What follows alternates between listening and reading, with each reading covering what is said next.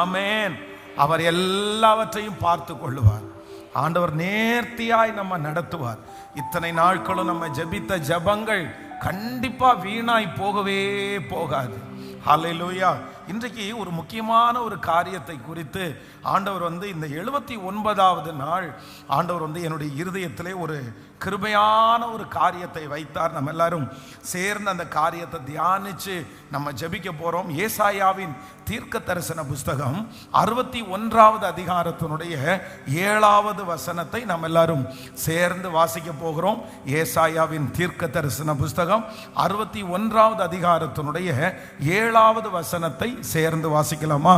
உங்கள் வெட்கத்திற்கு பதிலாக இரண்டத்தனையாய் பலன் வரும், லட்சைக்கு பதிலாக தங்கள் பாகத்தில் சந்தோஷப்படுவார்கள்.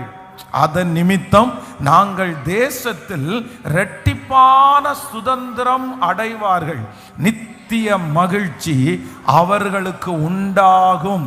இன்னொரு விஷயம் கூட எல்லாரும் சேர்ந்து வாசிக்கலாம். உங்கள் வெட்கத்திற்கு பதிலாக இரண்டத்தனையாய் பலன் வரும், லட்சைக்கு பதிலாக தங்கள் பாகத்தில் சந்தோஷப்படுவார்கள். அதன் நிமித்தம் தங்கள் தேசத்தில் இரட்டிப்பான சுதந்திரம் அடைவார்கள், நித்திய மகிழ்ச்சி அவர்களுக்கு உண்டாகும். ஆமென். கைகளை உயர்த்தி ஒரு ஹல்லேலூயா. ஆண்டவருடைய பிள்ளைகளே, இன்று ஆண்டவர் நம்மோடு கூட பேசுகிற ஒரு நல்ல வாக்குத்தத்த வசனம், உங்கள் வெட்கத்திற்கு பதிலாக இரண்டத்தனையாய் பலன் கொடுக்கிற கர்த்தர். ஆமென். ஆண்டவர் நமக்கு கிருபையாய் கர்த்தர் செய்ய போகிறார். நமக்கு இரண்டத்தனையாய் பதில் கொடுக்க போகிறார். நீங்கள் பார்த்த அவமானத்திற்கு ஆண்டவர் 2 மடங்கு ஆசீர்வாதத்தை கர்த்தர் தருவேன் என்று வாக்கு கொடுக்கிறார். நீங்கள் எந்தெந்த காரியத்தை எல்லாம் இழந்தீர்களோ, எந்தெந்த காரியமெல்லாம் உங்களுக்கு எதிராக இருந்ததோ, ஆண்டவர் இன்று கிருபையாய் வாக்கு கொடுக்கிறார். நான் அது மட்டுமல்ல, அதற்கு 2 மடங்கு கர்த்தர் தருவேன் என்று இரட்டத்தனையான ஆசீர்வாதத்தை சீக்கிரமாய் நம்முடைய கண்கள் காண போகிறது. நீங்கள் ஜெபிக்கிற காரியம் ஒரு காரியம், ஆனா ஆண்டவர் உங்களுக்கு தருவேன் என்று வாக்கு கொடுக்கிறது. ஆமென். 2 மடங்கு கர்த்தர் தருவேன் என்று. ஹல்லேலூயா. நம்முடைய ஆண்டவர் பிள்ளை அப்படின்னு ஒன்று கேட்டா பிள்ளையை மட்டும் கொடுக்கிறவர் அல்ல, பிள்ளைகளை கொடுக்கிற கர்த்தர். அதைத்தான் வேதம் சொல்லுகிறது. நான் நினைப்பதற்கும் நான் வேண்டிக் கொள்வதற்கும் அதிகமாய் தருவார். கர்த்தருடைய வருகை தாமதிக்குமானால் வருகிற ஆண்டு நீங்கள் வெட்கப்பட்ட எல்லாவற்றுக்கும் கர்த்தர் இரண்டத்தனையாய் கர்த்தர் பதில் தருவார். நீங்கள் இப்பொழுது இருக்கிறதை பார்க்கலும் இன்னொரு மடங்கு 1% அல்ல, 2% அல்ல, கர்த்தர் கிருபையாய் வாக்கு கொடுக்கிறார். நமக்கு இன்னொரு மடங்கு நான் உனக்கு தருவேன் என்று. ஆமென். இந்த வசனத்தை வாசிக்கும் போது இந்த வசனத்தினுடைய ஒரு சாராம்சம் என்ன அப்படின்னு சொன்னா, நமக்கு இரண்டத்தனையாய், அடுத்து லட்சைக்கு பதிலாக தங்கள் பாகத்தில் சந்தோஷப்படுவார்கள், அதன் நிமித்தம் தங்கள் தேசத்தில் இரட்டிப்பான சுதந்திரம் அடைவார்கள், நித்திய மகிழ்ச்சி அவர்கள் தலையின் மேல் இருக்கும். அப்போ ஆண்டவர் என்ன வாக்கு கொடுக்கிறார் அப்படின்னு சொன்னா, 2 மடங்கு. நான் விசுவாசிக்கிறேன். ஆண்டவர் இன்றைக்கு நீங்க ஒரு 1000 ரூபாய் சம்பளம் இல்லைன்னா ஒரு 10,000 ரூபாய் சம்பளம்னா உங்களுக்கு 11,000 12,000 அப்படின்றது மாதிரிலாம் நம்ம யோசிப்போம். ஆனா கர்த்தர் நமக்கு கிருபை வைப்பாரானால், இந்த வசனத்தின்படி ஆண்டவர் நம்மை ஆசீர்வதிப்பாரானால், அப்படியே இன்னொரு மடங்கு ஆண்டவரால் நமக்கு தருவதற்கு லேசான காரியம், அவருக்கு லேசான காரியம். இந்த வார்த்தையை நம்புகிற ஒவ்வொருவருக்கும் இந்த வாக்குத்தத்தம் அப்படியே நிறைவேறும் என்று நான் நம்புகிறேன். உன் வெட்கத்திற்கு பதிலாக ஆமென் 2 தனையாய் பலன் கொடுக்கிறவர், ரெண்டத்தனையாய் பலன் கொடுக்கிறவர். கர்த்தருடைய பிள்ளைகளே, இந்த 61வது அப்படின்னா அந்த ஏசாயா எழுதின தீர்க்க தரிசன புஸ்தகத்திலே இந்த 61வது அதிகாரத்திலே ஆண்டவர் வந்து 3 விதமான அபிஷேகத்தை ஆண்டவர் வைத்திருக்கிறார். 3 விதமான அபிஷேகம் இந்த அதிகாரத்தில் இருக்கிறது. அதை நம்ம தியானிச்சுட்டு அதுக்கப்புறம் அடுத்த பகுதிக்கு நேராய் கடந்து போக போறோம். முதலாவதாக 61வது அதிகாரம், ஏசாயா 61வது அதிகாரத்தினுடைய 1வது வசனத்தை வாசிக்கலாமா? 1வது வசனத்தை, 61ஆம் அதிகாரம் 1வது வசனம். கர்த்தராகிய தேவனுடைய ஆவியானவர் என்மேல் இருக்கிறார், சிறுமைப்பட்டவர்களுக்கு சுவிசேஷத்தை அறிவிக்க கர்த்தர் என்னை அபிஷேகம் பண்ணினார், இருதயம் நொறுங்குண்டவர்களுக்கு காயம் கட்டுதலையும் சிறைப்பட்டவர்களை விடுதலையையும் கட்டுண்டவர்களுக்கு கட்டவிழ்த்தலை கூறவும். இன்னொரு விஷயம் கூட எல்லாரும் தெளிவாய் வாசிக்கலாம். கர்த்தராகிய தேவனுடைய ஆவியானவர் என்மேல் இருக்கிறார், சிறுமைப்பட்டவர்களுக்கு சுவிசேஷத்தை அறிவிக்க கர்த்தர் என்னை அபிஷேகம் பண்ணினார், இதயம் நொறுங்குண்டவர்களுக்கு காயம் கட்டுதலையும் சிறைப்பட்டவர்களுக்கு விடுதலையும் கட்டுண்டவர்களுக்கு கட்டவிழ்த்தலை கூறவும். அப்போ இந்த இடத்துல முதலாவதாக இந்த அதிகாரத்தில் இருக்கிற ஃபர்ஸ்ட் அபிஷேகம் என்ன அப்படின்னு சொன்னா, சிறுமைப்பட்டவர்களுக்கு சுவிசேஷத்தை அறிவிக்கிற அபிஷேகத்தை. லாஸ்ட்ல வாசிக்கும் போது கட்டுண்டவர்களுக்கு கட்டவிழ்த்தலை கூறவும். அப்படின்னா ஆண்டவர் வந்து இன்றைக்கு நம்ம ஒரு அபிஷேகத்தை ஆண்டவர் தர விரும்புறாரு. என்ன அபிஷேகம் அப்படின்னு சொன்னா, சொல்லுகிற அபிஷேகம், அறிவிக்கிற அபிஷேகம், பேசுகிற அபிஷேகம். அப்போ ஆண்டவருடைய பிள்ளைகளுக்கு வந்து இது தேவையான ஒன்று. நான் நம்புகிறேன் வருகிற ஆண்டு நம்மளை கர்த்தர் எப்படி நிரப்ப போறாருன்னா, நம்முடைய வாயினுடைய வார்த்தையை வந்து கர்த்தர் ரொம்ப பவர்ஃபுல்லா ஆண்டவர் மாற்ற போறாரு. உங்களுடைய வாய்களை திறந்து நம்ம என்ன பண்ண போறோம்னா, அறிவிக்க போகிறோம். அதுவும் எப்படி அறிவிக்க போறோம்னா, சிறுமைப்பட்டவர்களுக்கு சுவிசேஷத்தை அறிவிக்க போகிறோம், இதயம் நொறுங்குண்டவர்களுக்கு காயம் கட்டுதலை அறிவிக்க போகிறோம், சிறுமைப்பட்டவர்களுக்கு விடுதலையை அறிவிக்க போகிறோம், கட்டுண்டவர்களுக்கு கட்டவிழ்த்தலையை அறிவிக்க போகிறோம். ஆண்டவர் நம்முடைய நாவுகளை கர்த்தர் பலப்படுத்த போகிறார். வேதம் சொல்லுகிறது, ஏசாயா வந்து சொல்லுகிறான், ஐயோ ஆண்டவரே நான் அதமானேன், நான் அசுத்த உதடுள்ள மனுஷன். அப்போ ஆண்டவர் என்ன பண்றாருன்னா, அந்த ஏசாயாவினுடைய நாவை ஆண்டவர் தொடுறார். அது வரைக்கும் பேச அறியாதவனாயிருந்தான், எதையும் சொல்ல தெரியாதவனாயிருந்தான், அசுத்த உதடுள்ளவனாயிருந்தான். ஆனா ஆண்டவர் நாவை தொட்ட உடனே இஸ்ரவேல் ஜனங்களுக்கு பெரிய தீர்க்கதரிசியாய் மாற்றப்பட்டான்.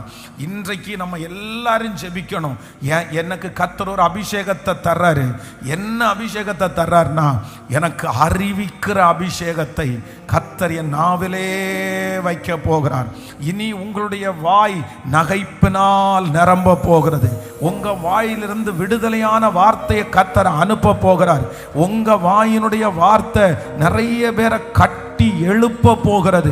கர்த்தர் உங்க வாயின் வார்த்தைகளை ஆண்டவர் அப்படியே நிறைவேற்ற போகிறார்.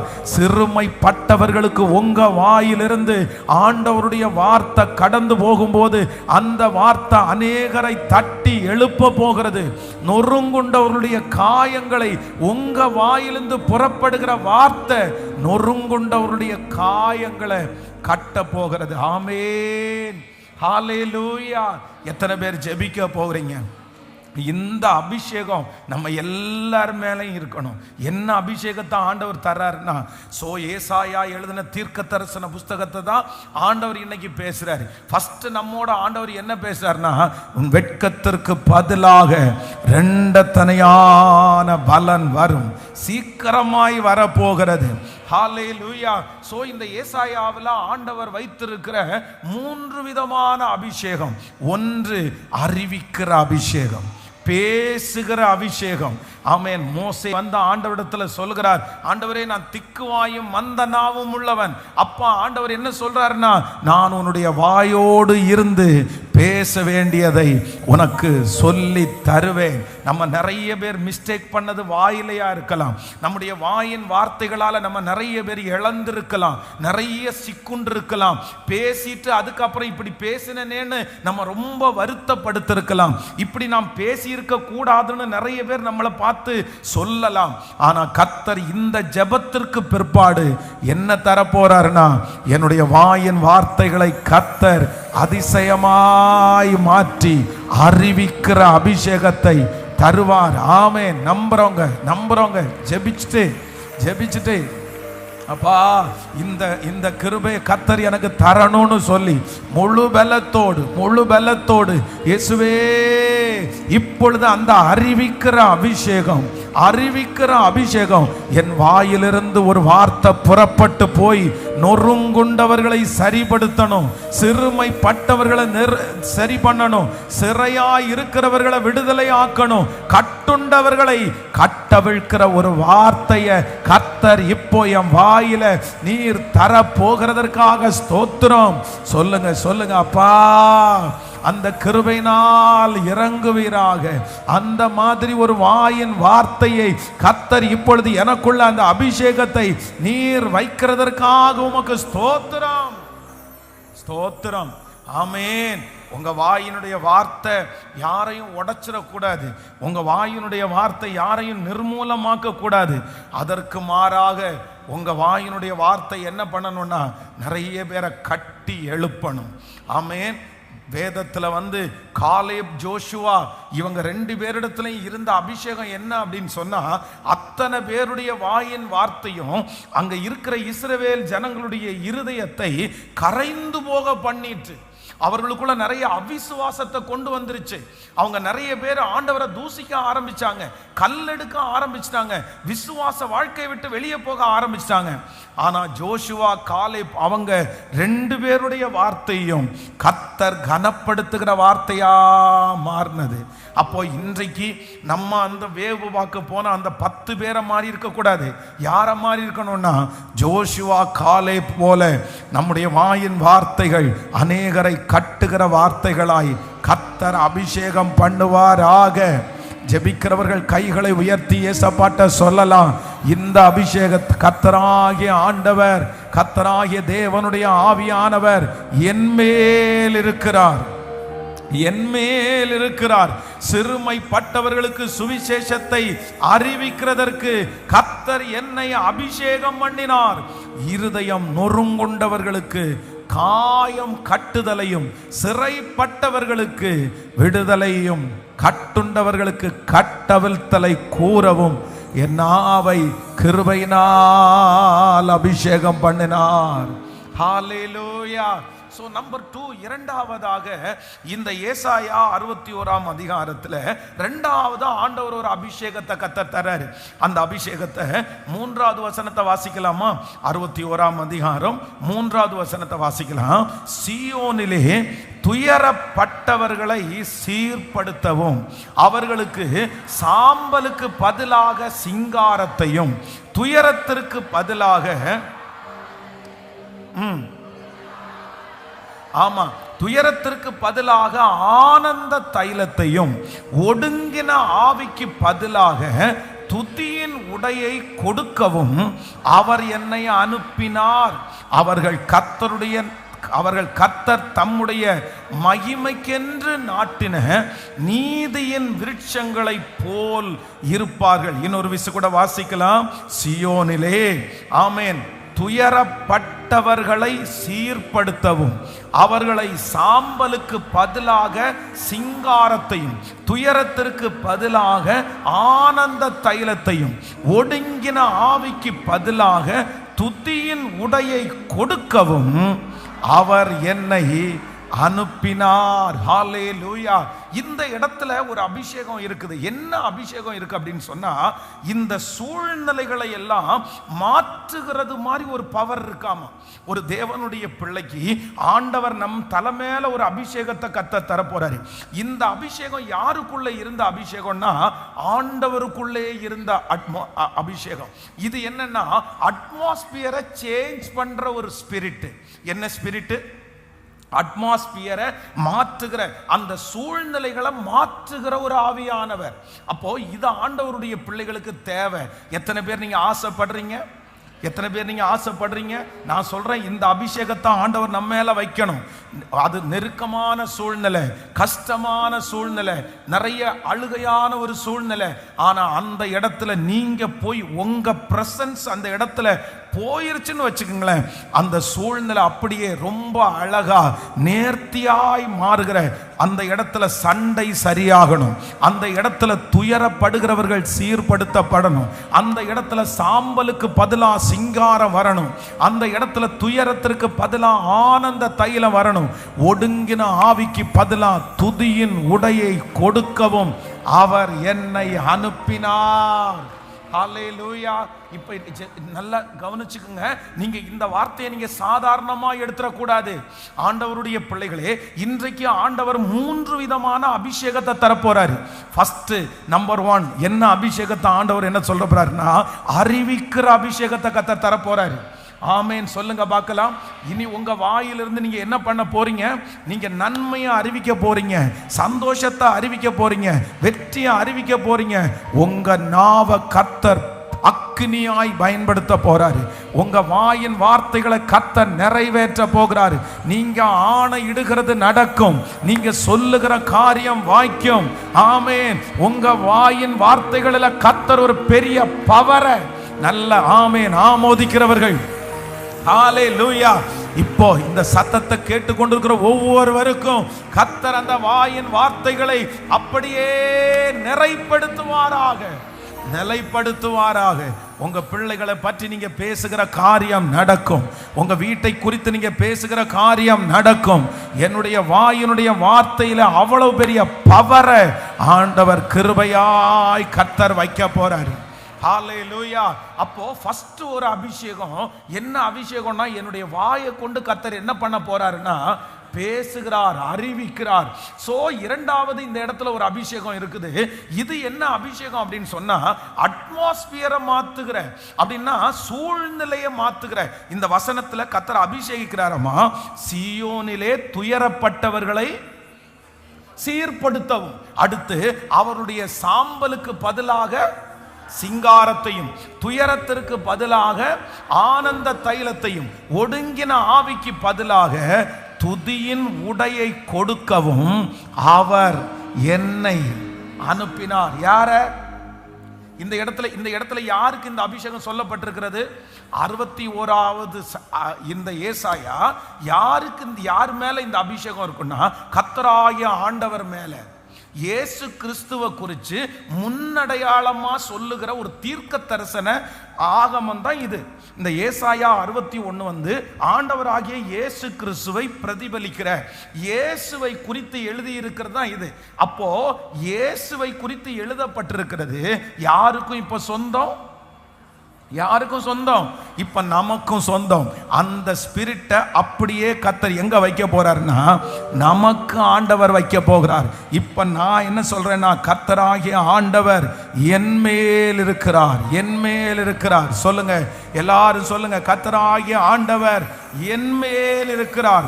சீயோனிலே துயரப்பட்டவர்களை சீர்படுத்தவும், அவர்களுக்கு சாம்பலுக்கு பதிலாக சிங்காரத்தையும், ஆமேன், துயரத்திற்கு பதிலாக ஆனந்த தைலத்தையும், ஒடுங்கின ஆவிக்கு பதிலாக துதியின் உடையை கொடுக்கவும் அவர் என்னை அனுப்பினார். மார்க் எழுதின சுவிசேஷம் 5ஆம் அதிகாரத்தினுடைய 15வது வசனத்தை கூட வாசிக்கலாமா? மார்க் எழுதின சுவிசேஷம் 5ஆம் அதிகாரம் 15வது வசனத்தை வாசிக்கும் போது, இயேசுவினிடத்தில் வந்து லேகியோனாகிய பிசாசுகள் பிடித்திருந்தவன் வஸ்திரம் தரித்து உட்கார்ந்து புத்தி தெளிந்தவனாய் இருக்கிறதை கண்டு பயந்தார்கள். அடுத்த வசனத்தை கூட வாசிக்கலாம்.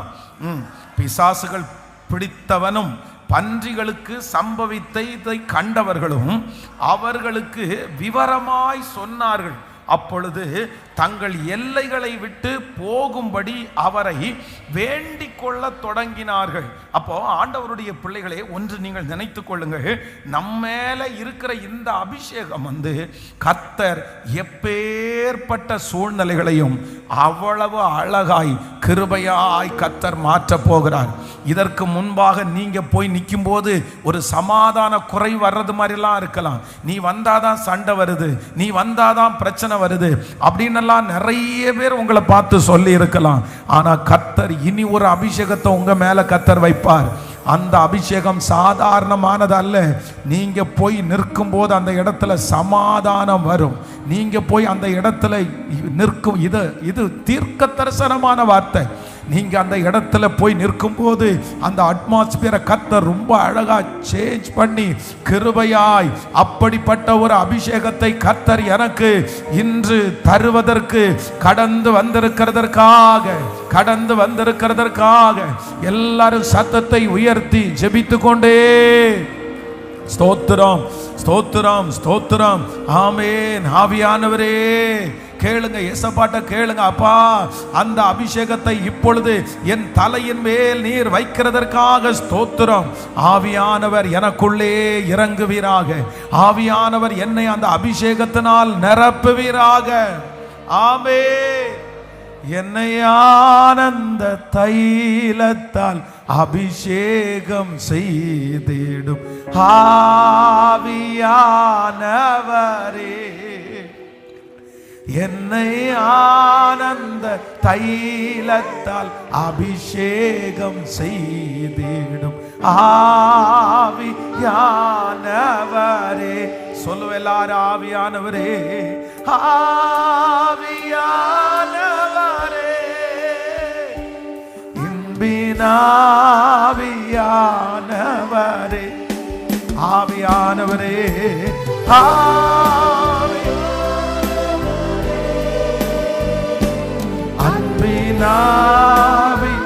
அன்பினாவியானவரே, என்னை ஆனந்த தைலத்தால் ஆவியான் கேப்போ எல்லாரும், என்னை ஆனந்த தைல அபிஷேகம் செய்திடும் ஆவியான். வனாந்திரங்கள் வயல்வெளியாய், வனாந்திரங்கள் வயல்வெளியாகட்டும்,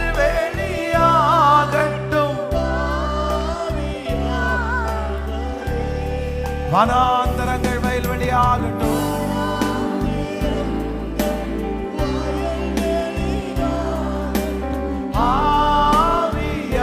ஆவியானவரே, அன்பினாவியானவரே,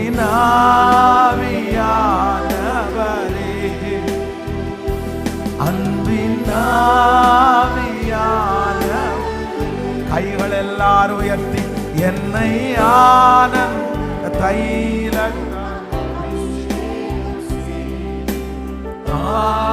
ஆவியான், என்னை ஆனந்த தைலத்தால் அபிஷேகம் செய்திடும் ஆவியானவரே. ஆமென். சோ நம்பர் 1, கர்த்தராகிய ஆவியானவர் எனக்கு கொடுக்கிற ஃபர்ஸ்ட் அபிஷேகம் அறிவிக்கிற அபிஷேகம். நம்பர் 2, இரண்டாவதாக கர்த்தராகிய ஆவியானவர் என்னை அபிஷேகிக்க போறார். எனக்கு கிடைக்கிற இரண்டாவது அபிஷேகம் சூழ்நிலைகளை மாற்றுகிற அபிஷேகம். நம்பர் 3, இன்னொரு அபிஷேகத்தை ஆண்டவர் வச்சிருக்கிறாரு. 61வது அதிகாரத்தினுடைய 6வது வசனத்தை வாசிக்கலாமா? 61ஆம் அதிகாரம் 6வது வசனத்தை வாசிக்கலாம். நீங்களோ கர்த்தரின் ஆசாரியர்கள் என்று சொல்லப்படுவீர்கள், உங்களை தமது தேவனுடைய பணிவிடைக்காரர் என்பார்கள். நீங்கள் ஜாதிகளின் செல்வத்தை அனுபவித்து அவர்கள் மகிமையை கொண்டு மேன்மை பாராட்டப்படுவீர்கள். இன்னொரு விஷயம் கூட வாசிக்கலாம். நீங்களோ கர்த்தருடைய ஆசாரியன் என்று சொல்லப்படுவீர்கள். உங்களை தமது தேவனுடைய பணிவிடைக்காரர் என்பார்கள்.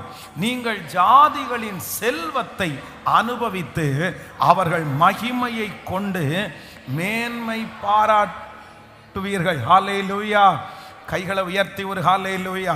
ஸோ மூன்றாவதாக ஆண்டவர் நமக்கு கொடுக்கிற அபிஷேகம் என்ன அப்படின்னு சொன்னா, ஆசாரிய அபிஷேகத்தை தருகிறவர். அப்படின்னா மேய்ப்பனுக்குரிய அபிஷேகத்தை தருகிறவர். நமக்கு ஆண்டவருக்கு ஊழியம் செய்கிறதுக்குரிய அபிஷேகத்தை தருகிறவர் கர்த்தர். இந்த 100 days ஜபத்தில் இந்த 79வது நாள் கிருபையாய் வாக்கு கொடுக்கிறார். உனக்கு நான் அறிவிக்கிற அபிஷேகத்தை உனக்கு நான் தருவேன். அதே போல சூழ்நிலைகளை மாற்றுகிற அபிஷேகத்தை நான் உனக்கு தருவேன். மூன்றாவதாக கர்த்தருக்கு ஆசாரிய ஊழியம் செய்கிற ஆசாரியர்கள் என்கிற அபிஷேகத்தை கர்த்தர் தர வல்லவர். இனி தேவனுக்கு நீங்கள் ஊழியம் செய்வீர்கள். உங்கள் ஜபம் ஊழியம் செய்யும். உங்கள் வாயிலிருந்து புறப்படுகிற வார்த்தை ஊழியம் செய்யும். ஏதோ ஒரு விதத்தில் கர்த்தர் உங்களை ஊழியத்திற்கு பயன்படுத்த போகிறார். உங்க தலை மேல ஊழிய அபிஷேகம், ஆசாரியனுக்குரிய அபிஷேகத்தை கர்த்தர் வைப்பாராக. திறப்பில் நிற்கிற அபிஷேகத்தை ஆண்டவர் உங்க மேல வைப்பாராக. ஜனங்களுக்காக ஜெபிக்கிற அபிஷேகத்தை கர்த்தர் உங்க மேல வைப்பார். ஆமென், ஹல்லேலூயா. ஆசாரியனை போல ஜனங்களை வழி நடத்துகிற ஒரு அபிஷேகத்தை கர்த்தர் என்மேல் வைக்கிறவர். ஹல்லேலூயா. என்ன அபிஷேகிக்கிற கர்த்தர். ஆமென்.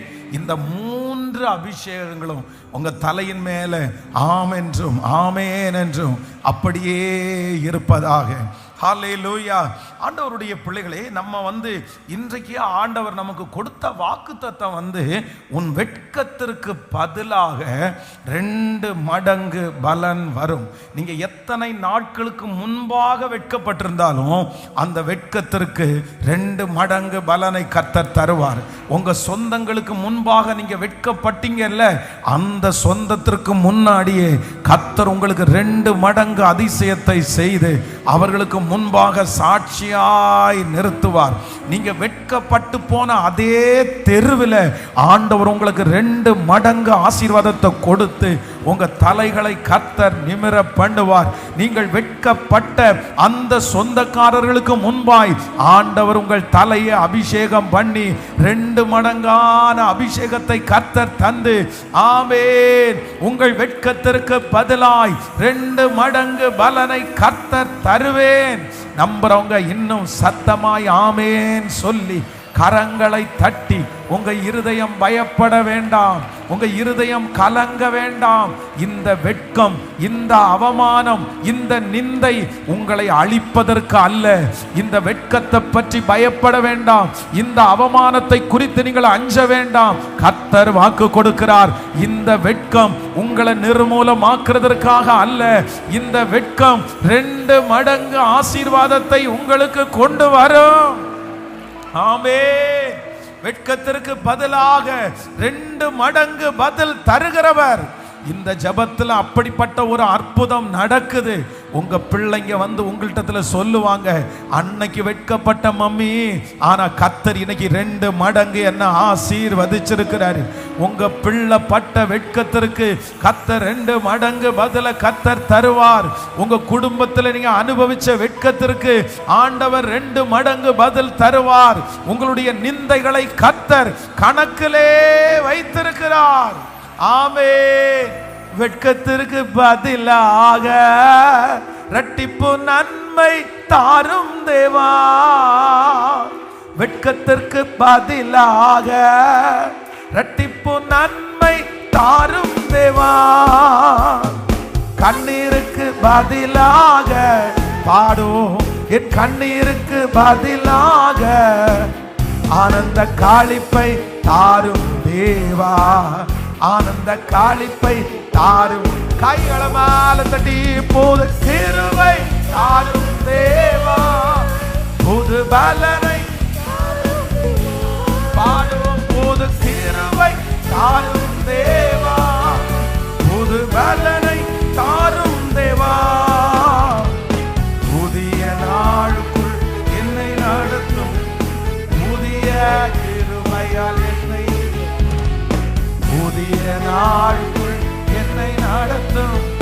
புதிய ஒரு விஷயம் கூட சொல்லும், வெட்கத்திற்கு வெட்கத்திற்கு பதிலாக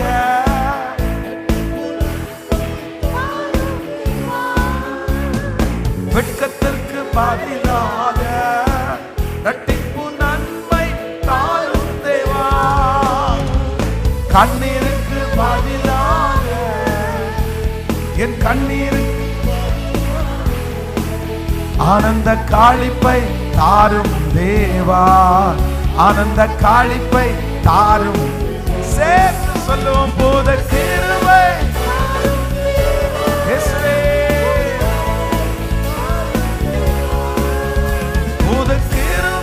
தாரும் தேவா.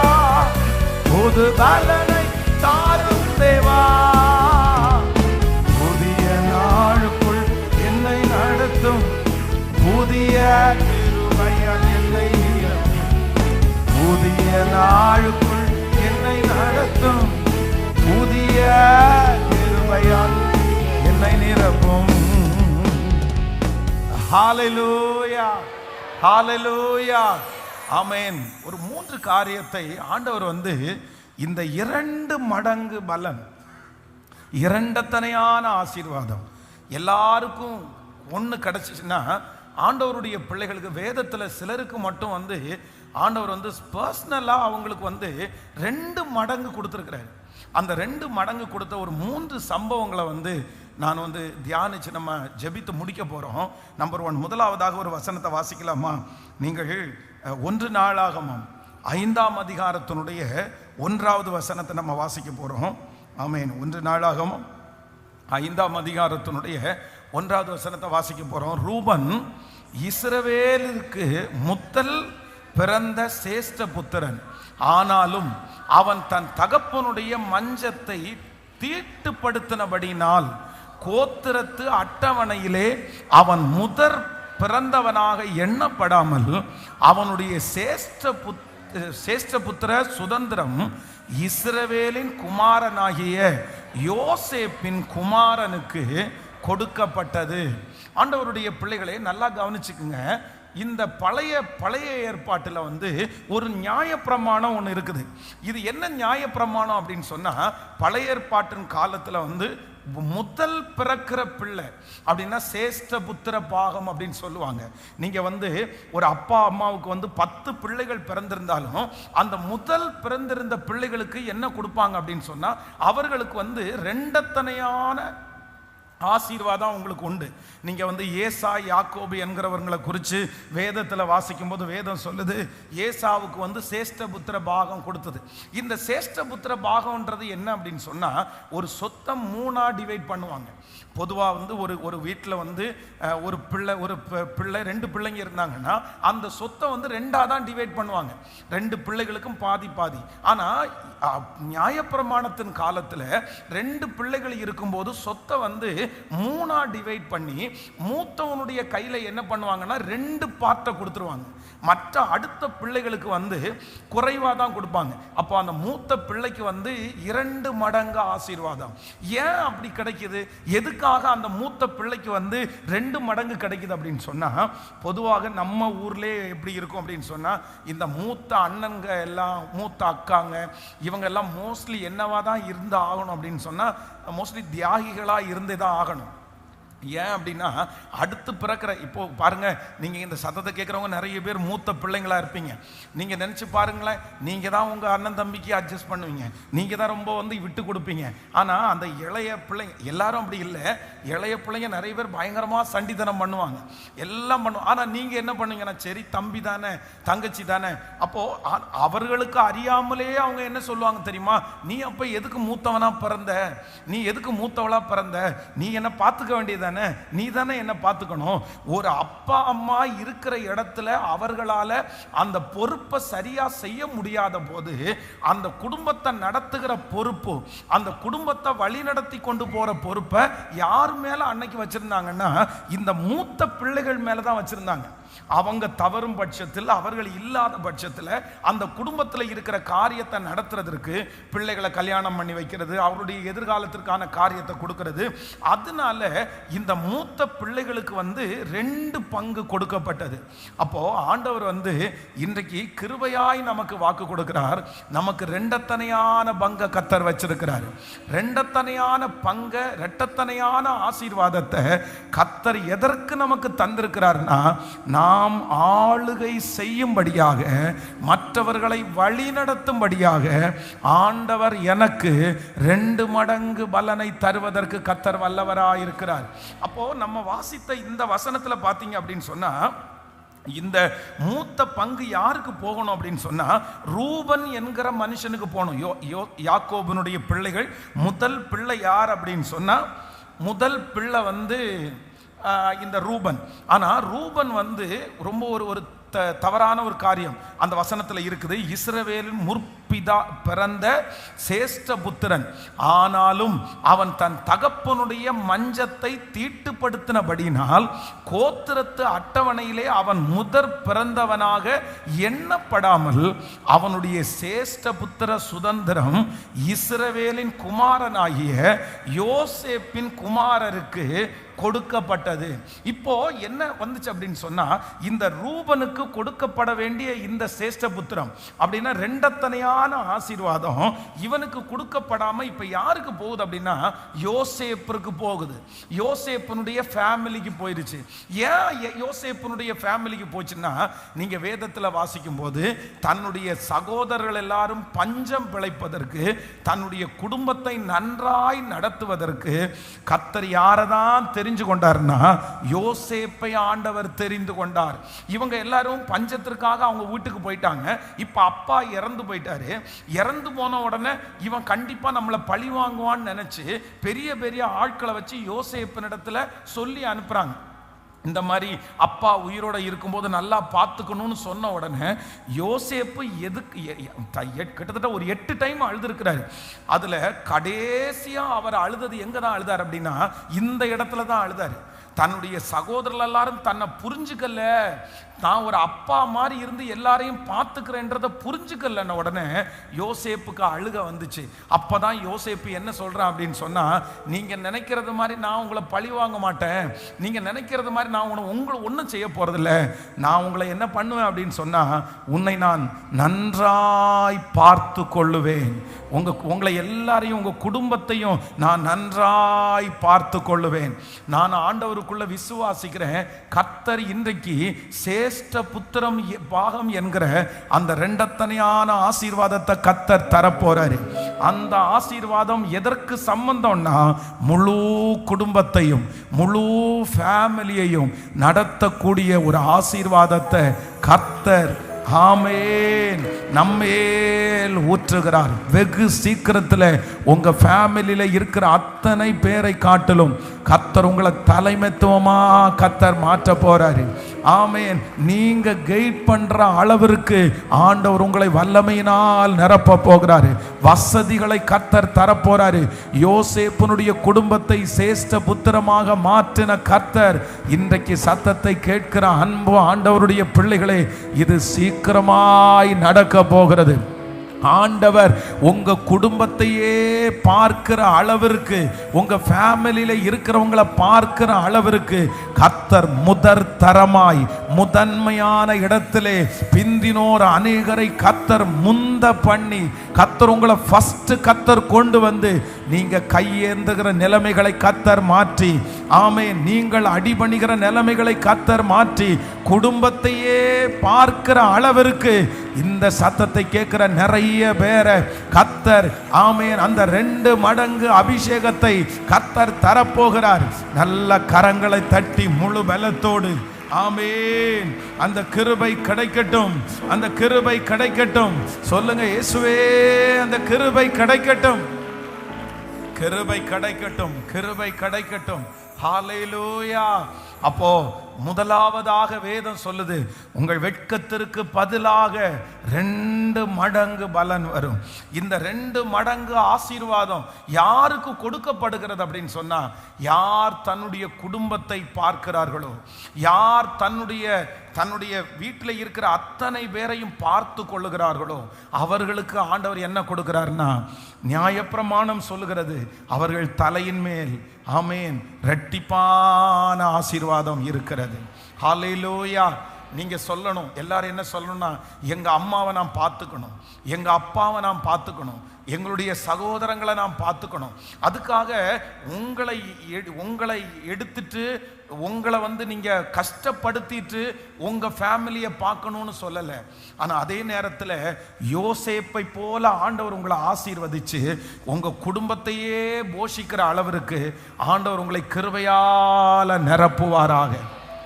எத்தனை பேர் இதற்கு ஆசைப்படுறீங்க? நான் நம்புறேன் நிறைய தகப்பனும் தாயும் இந்த சத்தத்தை கேட்கிறீர்கள். உங்க பிள்ளைகளை கர்த்தர் 2 மடங்கு ஆசீர்வதிக்க போறாரு, 2 ஆசீர்வதிக்க போறாரு. அந்த பிள்ளைக்கு கிடைக்கிற சம்பளம், அந்த பிள்ளைக்கு கிடைக்கிற பதவி, அந்த பிள்ளை இருக்கிற பொசிஷன் உங்க குடும்பத்தினுடைய சூழ்நிலையே மாற்ற போகிறது. உங்க பிள்ளைகளுடைய சூழ்நிலையே மாற்ற போகிறது. நம்புறவங்க நல்ல கரங்களை தட்டி முழு பலத்தோடு ஆமென். ஹல்லேலூயா, ஹல்லேலூயா. நம்ம இதற்காக நம்ம ஜெபிக்க போறோம். சிலருக்கு நன்றி இழுக்காது. நீங்க ஒருவேளை இந்த சத்தத்தை கேட்கும்போது, பாஸ்டர் என் குடும்பத்துக்கு என்னென்னமோ செஞ்சிருக்கிறேன், அண்ணன் தம்பிக்கு என்னென்னமோ செஞ்சிருக்கிறேன், ஆனா இன்னைக்கு நான் கஷ்டப்படும் போது யாருமே நிக்கல, நன்றி இல்லாதவங்க என் குடும்பத்தில் இருக்கிறாங்க அப்படின்னலாம் நீங்க நிறைய பேர் சொல்லலாம். ஆனா உண்மையா பிளஸ்ஸிங் ஆசீர்வாதம் அப்படின்றது என்ன அப்படின்னு சொன்னா, 2 ஆசீர்வாதம் யார் கையில கொடுக்கப்படுது அப்படின்னா, யார் குடும்பத்தை நடத்துறாங்களோ அவர்கள் கையிலே கொடுக்கப்படுகிறது. ஆமென். கடந்த சில நாட்களுக்கு முன்பாக அந்த கோயம்புத்தூர்ல இருக்கிற ஒரு முக்கியமான ஒரு கடைக்கு ஜெபம் பண்றதுக்காக போக வேண்டிய ஒரு சூழ்நிலை வந்துச்சு. அப்போ அவங்கள்ட்ட பேசிட்டே இருக்கும்போது அவங்க சொன்னாங்க, எங்களுக்கு பிரான்ச் இந்த கடையினுடைய பிரான்ச் கடை 7 கடை இருக்கு அப்படின்னு சொன்னாரு. அந்த 7 இடத்துல இருக்குன்னு சொன்னாரு. அப்படியா? ரொம்ப சந்தோஷமா இருந்துச்சு. 7 இடத்துலையும் நீங்க ஒருத்தர் தான் பார்த்துக்கிறீங்களா அப்படின்னு அவர்கிட்ட கேட்டேன். கேட்ட உடனே இல்ல நான் ஒருத்தர் பார்க்கல, எனக்கு கூட பிறந்தவங்க 6 பேர், நான் ஒன்று, மொத்தம் 7 பேர். நான் ஆண்டவர் என்ன ஆசீர்வதிச்சாரு. ஆண்டவர் என்ன ஆசீர்வதிச்சுக்கும் போது நான் ஜெபம் பண்ண ஜெபம் என்னன்னா, யோசேப்பு போல என்ன பிளஸ் பண்ணுங்க அப்படின்னு நான் கேட்டேன். எப்படி அப்படி ஜெபம் பண்ணீங்கன்னு கேட்டா, இல்ல யோசேப்பு கடைசி பையனா இருந்தாலும் சின்ன பையனா இருந்தாலும் அவங்க அம்மா அப்பா 2 பேரையும் அவர் தான் பார்த்தாரு. அதே போல அவனுடைய சகோதரர்கள் எல்லாருக்கும் அந்நிய நாட்டுல அவர் தான் ஆகாரம் கொடுத்தாரு, அவங்களுக்கு அவர் தான் தனியா தங்க வச்சாரு. அந்த அளவிற்கு யோசேப்பை ஏசப்பா ஆசீர்வதிச்சார்ல. அதனால ஆண்டவரிடத்துல நான் கேட்டேன், ஏசப்பா என்ன பிளஸ் பண்ணுங்க, என் குடும்பத்திற்கு நான் 3வது பிறந்தவனா இருந்தாலும் என் குடும்பத்துக்கு நான் என்னவா இருக்கணும்னா ஒரு யோசேப்பா இருக்கணும்னு நான் ஜெபம் பண்ணினேன். அப்படி எனக்கு ஆச்சரியமா இருந்துச்சு. இப்போ 7 பிரான்ச் ஆரம்பிச்சு 7 பேருடைய கையில 6 பேருடைய கையிலையும் கொடுத்துட்டு இவர் மெயின் பிரான்ச்சை பார்த்துட்டு அவங்களுக்கு எப்பா உங்களுக்கு வாழக்கூடிய வழியை நான் செஞ்சு தந்துட்டேன்ப்பா, இது எனக்கு இது வேணும்னு நான் ஜெபம் பண்ணேன், ஏசப்பா இதை தந்துட்டார் அப்படின்னு அவ்வளவு அழகான ஒரு சாட்சியை சொன்னார். இன்றைக்கு இந்த வசனத்தை நான் தியானிக்கும் போது எனக்கு ரொம்ப ஆச்சரியமா இருந்துச்சு. ஆண்டவருடைய பிள்ளைகளே, நீங்க 3வது பிறந்திருந்தாலும் 4வதாக பிறந்திருந்தாலும் கடைசியாக பிறந்திருந்தாலும் மூத்தவர்களாக பிறந்திருந்தாலும் உங்க கையில சேஷ்டபுத்திர பாகத்தை கர்த்தர் தரணும். உங்க கையில சேஷ்டபுத்திர பாகத்தை ஆண்டவர் தரணும். உங்க பிள்ளைகளுடைய கையில கர்த்தர் தரணும். ரெட்டிப்பான அந்த ஆசீர்வாதத்தை தரணும். உன் வெட்கத்திற்கு பதிலாய் 2 மடங்கு பலனை உனக்கு நான் தருவேன். நீங்க ஜெபிங்க, ஜெபிக்க இந்த அபிஷேகம் உங்க மேல மூவ் ஆகட்டும். ரூபனை தாண்டி யோசேப்பினிடத்தில் வருமானால் உங்களுக்கும் அது தாண்டி வரும், உங்க பிள்ளைகளுக்கு அது தாண்டி வரும். கர்த்தர் உங்க குடும்பத்தில் உங்களை சாட்சியாய் நிறுத்தட்டும். ஸ்தோத்திரம், ஸ்தோத்திரம். அந்த அளவிற்கு எங்கள் தலையின் மேல் ஒரு பிளஸிங்க கர்த்தர் வைப்பீராக. சொல்லுங்க, கேளுங்க. அப்பா இயேசுவே, கிருபை கிருபை கிருபை கிருபை. ஆமென். நம்மை அப்படி நடத்துவதற்கு கர்த்தருக்கு லேசான காரியம். இன்னைக்கு ஒருவேளை உங்க குடும்பத்தில் இருக்கிற எல்லாரை விட நீங்க சிறுமையா இருக்கலாம், உங்க குடும்பத்தில் இருக்கிற எல்லாரை விட வசதி குறைவானவர்களா இருக்கலாம்.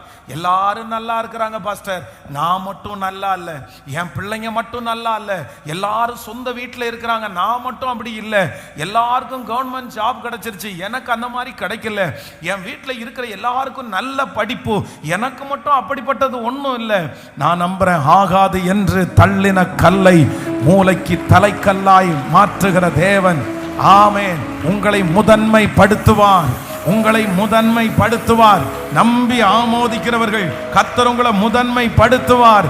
தடைகளை தாண்டி ஆண்டவர் முதன்மைப்படுத்துவார். உங்க வம்சத்தில் ஆண்டவர் முதன்மைப்படுத்துவார். ஹல்லேலூயா. அந்த மாதிரி ஒரு கிருபை நான் இன்னைக்கு ஜெபம் பண்றேன். என்ன ஜெபம் பண்றேன்னா, இந்த யோசேப்பிற்கு கொடுத்தது போல அவனுக்கு சட்டப்படி 2 மடங்கு ஆசீர்வாதம் வராது, சட்டப்படி சேஷ்ட புத்திர பாகம் அவனுக்குரியதா அல்ல. ஆனா கர்த்தர் என்ன பண்றார் அப்படின்னு சொன்னா, அவன் அந்த வீட்டில் எல்லா பொறுப்புகளையும் பார்க்கிறதுனாலே இப்போ ஆண்டவருடைய கிருபை அந்த சேஷ்ட புத்திர பாகம் யோசேப்பினுடைய குடும்பத்திற்கு சொந்தமாய் மாறுகிறது. ஹல்லேலூயா, ஹல்லேலூயா. என்னை உண்டாக்கின தேவன், என்னை சிருஷ்டித்த தேவன், எனக்கு தாண்டி வரப்பண்ணி என்னை போஷிக்கிறதற்கு கர்த்தர் வல்லவராயிருக்கிறார். ஆமென். 2 மடங்கு சொல்லுங்க, ஒரு 10 டைம் கையை உயர்த்தி சொல்லுங்க, 2 மடங்கு, 2 மடங்கு சேஷ்ட புத்திர பாகம். ஆமென். நியாயப்பிரமாணத்தில் சொல்லப்பட்டிருக்கிற அந்த இரட்டிப்பான பங்கு, அந்த இரட்டிப்பான பங்கை கர்த்தர் எனக்கு தரப்போகிறார், கர்த்தர் எனக்கு தரப்போகிறார். ஹல்லேலூயா. இரட்டிப்பான நன்மைகள் தந்திட இயேசு வாக்களித்தாரே, முன்மாறி மேல் பின்மாறி மழையே உன்னதத்தில் நின்று வந்திறங்குமே. இரட்டிப்பான நன்மைகள் தந்திட இயேசு வாக்களித்தாரே, முன்மாறி மேல் பின்மாறி மழையே உன்னதத்தில் நின்று வந்திறங்குதே. பலத்தின் மேலே மாபலனே புது பலன் நாம் பெற்றிட, பலத்தின் மேலே மாபலனே புது பலன் நான் பெற்றிட, சால்வைதனை எலிசா அடைந்தார் போல் சோர்வின்றி பலன் என்றும் நாடுவோம். சால்வைதனை எலிசா அடைந்தார் போல் சோர்வின்றி பலன் என்றும் நாடுவோம். இரட்டிப்பான நன்மைகள் தந்திட இயேசு வாக்களித்தாரே.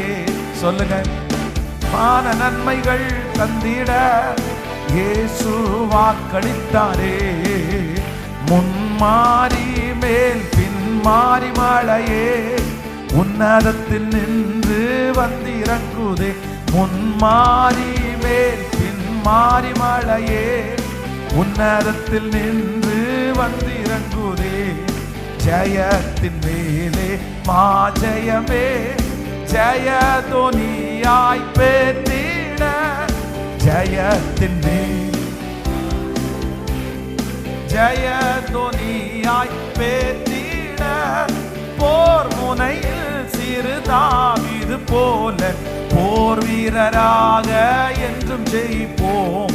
போர் முனையில் சிறு தாவீதை போல் போர் வீரனாக கைகளை மேல. இரட்டிப்பான நன்மைகள் தந்திட இயேசு வாக்களித்தாரே, மாறி மேல் பின் மாறி மழையே உன்னதத்தில் நின்று வந்திறங்குமே. முன்மாறி மேல் பின் மாறி மழையே உன்னதத்தில் நின்று வந்திறங்குமே. ஹல்லேலூயா. ரொம்ப ரொம்ப ரொம்ப ரொம்ப பழைய பாட்டு இந்த பாட்டு. அப்படின்னா ரொம்ப வயசானவங்களுக்கு, ஸோ எங்கள் பாஸ்டர் இருக்கும்போது பாடின பாட்டு இந்த பாட்டு. இப்போ நீங்கள் சமீபத்தில் இந்த பாட்டை கேள்விப்படுறதுக்கு வாய்ப்பு இல்லைன்னு நினைக்கிறேன். உங்களுக்கு நிறைய பேருக்கு இந்த பாட்டு தெரியாமல் இருக்கும். ஆனால் பழைய பாடல்ல இது ரொம்ப பாடின பாட்டு. சிபிஎம் திருச்சபை அந்த ஃபுல் காஸ்பல் இதில் எல்லாம் பார்த்தீங்கன்னா இப்பவும் பாடுவாங்க. ரெட்டிப்பான நன்மைகள் தந்திட இயேசு வாக்களித்தாரே, முன் மாறி மேல் பின் மாறி மழையே உன்னதத்திலிருந்து வந்திறங்குதே. ரொம்ப அழகான பாடல். அதனால நம்முடைய ஆண்டவர் நமக்கு என்ன கொடுக்க போறாருன்னா, ரெட்டிப்பான நன்மை. உங்கள் வெட்கத்திற்கு பதிலாக 2 மடங்கு பலன் வரும். யாருக்கு முதல்ல ரெட்டிப்பான அபிஷேகம் கிடைக்குது? யாருக்கு கிடைக்குது? யார் பொறுப்பை எடுத்துக்கிறாங்களோ, யார் பொறுப்பா வாழணும்னு நினைக்கிறாங்களோ, யார் எல்லாருக்கும் நான் தான் ஆண்டவர் எங்களுக்கு தலைமைத்துவமா வைக்கணும்னு நினைச்சு யார் அதற்காக முயற்சி எடுக்கிறார்களோ அவர்கள் மேல கர்த்தர் என்ன கொடுக்கிறாருன்னா 2 மடங்கு ஆசீர்வாதத்தை கொடுக்கிறாரு. நீங்க அளக்க அளக்க, நீங்க கையை திறக்க திறக்க, ஆமேன், குறைஞ்ச அல்ல, கர்த்தர் இன்னும் நிறைவாய் உங்களுக்கு கர்த்தர் தரப்போறாரு. ஹல்லேலூயா. அப்போ நீங்க ஜெபிக்கணும், என் குடும்பத்தை நான் என்ன பண்ணணும்? நிறைய பேருக்கு வாயில வரவே மாட்டேங்குது. பாஸ்டர் நீங்க எல்லாம் இருக்கிறத பார்த்தா எப்படி தோணுதுன்னா, நன்றி இல்லாத ஜென்மங்க பாஸ்டர். அதெல்லாம் நீங்க அப்படியெல்லாம் சொல்லிடுறீங்க. கூட பிறந்த அண்ணன் ஒருத்தன் இருக்கிறானே, என் கூட பிறந்த தங்கச்சி ஒருத்தி இருக்கிறாளே, ஐயோ பாஸ்டர் நான் பிச்சைக்காரனுக்கு கொடுத்தா கூட கொடுப்பேன், நான் அந்நியனுக்கு கொடுத்தா கூட கொடுப்பேன், ஆனா என் கூட பிறந்தவங்களுக்கெல்லாம் கொடுக்கவே முடியாது. ஏன்னா எல்லாம் துரோகிங்களா இருக்காங்க பாஸ்டர், எல்லாம் பொறாமப்படுறவங்களா இருக்காங்க பாஸ்டர். இதெல்லாம் ஒரு காலம்தான். ஆனா அவங்க கண்ணுக்கு முன்னாடி ஆண்டவர் உங்களை ஆசீர்வதிச்சுட்டாருன்னு வச்சுக்கோங்களேன், ஆண்டவர் உங்களை உயர்த்திட்டாருன்னு வச்சுக்கோங்களேன், அவ்வளவுதான். இது எல்லாம் சைலண்ட் ஆகும். ஆமென். இந்த வார்த்தை எப்ப நடக்கும் அப்படின்னா, நீங்க எதிர்பார்த்து செய்யற அளவுக்கு இருந்தீங்கன்னா நீங்க மன வருத்தப்படுவீங்க. உங்க அண்ணன் தம்பிக்கு, உங்க கூட பிறந்தவங்களுக்கு, உங்க குடும்பத்துக்கு நீங்க ஒண்ணு செய்யறீங்கன்னு வச்சுக்கோங்களேன், நீங்க திரும்பி எதிர்பார்க்கிற இடத்துல நீங்க இருந்தீங்கன்னா நீங்க கண்டிப்பா வருத்தப்படுவீங்க. ஏன்னா கண்டிப்பா டைம் செய்ய மாட்டாங்க அவங்க. திரும்பி நீங்க எதிர்பார்க்கிற, உங்களுக்கு கஷ்டம்னு ஒன்று வரும்போது கண்டிப்பா அவங்க செய்ய அவங்களுக்கு தோணாது, இல்ல சிலருக்கு இருக்காது. ஆனா கர்த்தர் உங்களை அந்த இடத்துல வைக்க கூடாது. நீங்க ஒன்ன செஞ்சுட்டு நீங்க ஒன்ன எதிர்பார்க்கிற இடத்துல வைக்க கூடாது. உங்களை ஒரே ஒரு இடத்துல மட்டும்தான் வைக்கணும், நீங்க செய்கிற இடத்துல மட்டும்தான் வைக்கணும். ஆனா உங்களுக்கு தர்றது எங்க தரணும்னா, கர்த்தர் வானத்தையும் பூமியை உண்டாக்கின கர்த்தரிடத்திலிருந்து உங்களுக்கு ஒத்தாசை வரும். ஏசப்பா உங்களை ஆசீர்வதிச்சுட்டே இருக்கணும், ஏசப்பா உங்களை உயர்த்திட்டே இருக்கணும், நீங்க செஞ்சுட்டே இருக்கணும். ஹல்லேலூயா. எத்தனை பேர் ஆமோதிக்கிறீங்க? இந்த வசனத்தை தியானிக்கும் போது எனக்கு ரொம்ப பிடிச்சிருச்சு. என்ன அப்படின்னா, ஒருவேளை பணங்காசு கொடுக்கலன்னா கூட இன்னைக்கு குடும்பத்தில் எங்கள் கூட பிறந்தவங்க 5 பேர், 4 பேர், 2 அக்கா 2 அண்ணன். ஆனால் அத்தனை பேருக்கும் நான் தான் கடைசியாக பிறந்தவன். எங்கள் மூத்த அக்காலாம் என்னை இடுப்பில் வச்சு சுமந்துருக்காங்க. அப்போ இடையில ஒரு டைம் சொல்லும்போது சொன்னாங்க, பாரா உன் மூத்த அக்கா அவ உன்னை இடுப்பில் வச்சு சுமந்தாப்பா அவனை அப்படி. எங்கள் அண்ணன் எல்லாம் என்னை தூக்கிட்டு ஸ்கூலுக்கு ஓடி இருக்கிறான், அப்படியே தோளில் வச்சுட்டு அவன் எங்கள் அண்ணன். அப்போ ஆனால் அவங்க அத்தனை பேர் இருந்தாலும் இன்னைக்கு அத்தனை குடும்பத்திற்கும் ஆண்டவர் எப்படி வச்சிருக்கிறாருன்னா முதன்மையா வச்சிருக்கிறார். ஹல்லேலூயா. அக்கா குடும்பத்தில் என்னெல்லாம் சரி, ஒரு வார்த்தை கேட்டுடலாமா, பென்ஸ்ட ஒரு வார்த்தை கேட்டுடலாமா, அண்ணன் குடும்பத்தில் அவன்கிட்ட ஒரு வார்த்தை கேட்டுடலாமா, என்னப்பா பண்ணலாமா, பண்ணிடலாமா. அப்போ அதுதான் ரெட்டிப்பான ஆசீர்வாதம். ஹல்லேலூயா. உங்க ஒவ்வொருத்தருடைய தலையின் மேலும் இந்த ஆசீர்வாதம் இருக்கட்டும் என்று நான் உங்களை ஆசீர்வதிக்கிறேன்.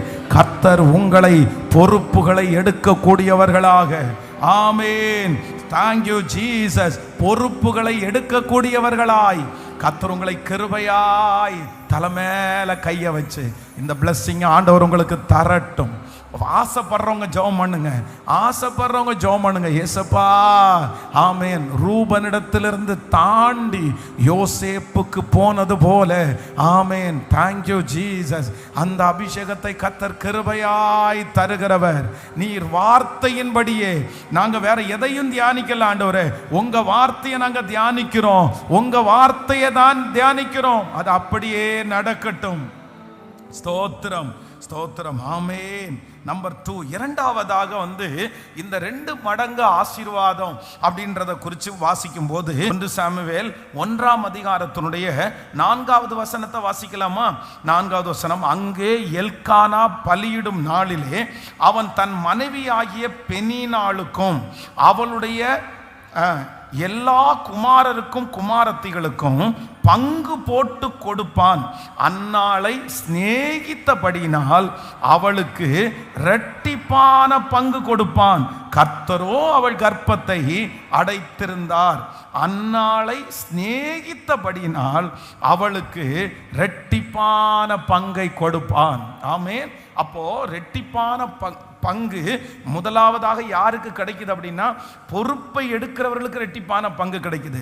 நம்பர் 2, இரண்டாவதாக யாருக்கு 2 மடங்கு பங்கு கிடைக்குதுன்னா, நேசத்தை யார் பெற்றுக்கொள்ளுகிறார்களோ அவர்களுக்கு 2 மடங்கு பங்கு கிடைக்குது. உங்க குடும்பத்திலேயே ஆண்டவர் உங்களை நேசிக்கணும். நீங்க சுற்றி இருக்கிற இடத்துல ஆண்டவர் உங்களை நேசிக்கணும். கர்த்தருடைய நேசம் உங்க பேர்ல திரும்பிருச்சுன்னா, ஆண்டவருடைய அன்பு உங்க பேர்ல திரும்பிருச்சுன்னா எல்லாருக்கும் 1 பங்கு கிடைக்கும். உங்களுக்கு மட்டும் 2 பங்கை கர்த்தர் தர வல்லவராய் இருக்கிறார்.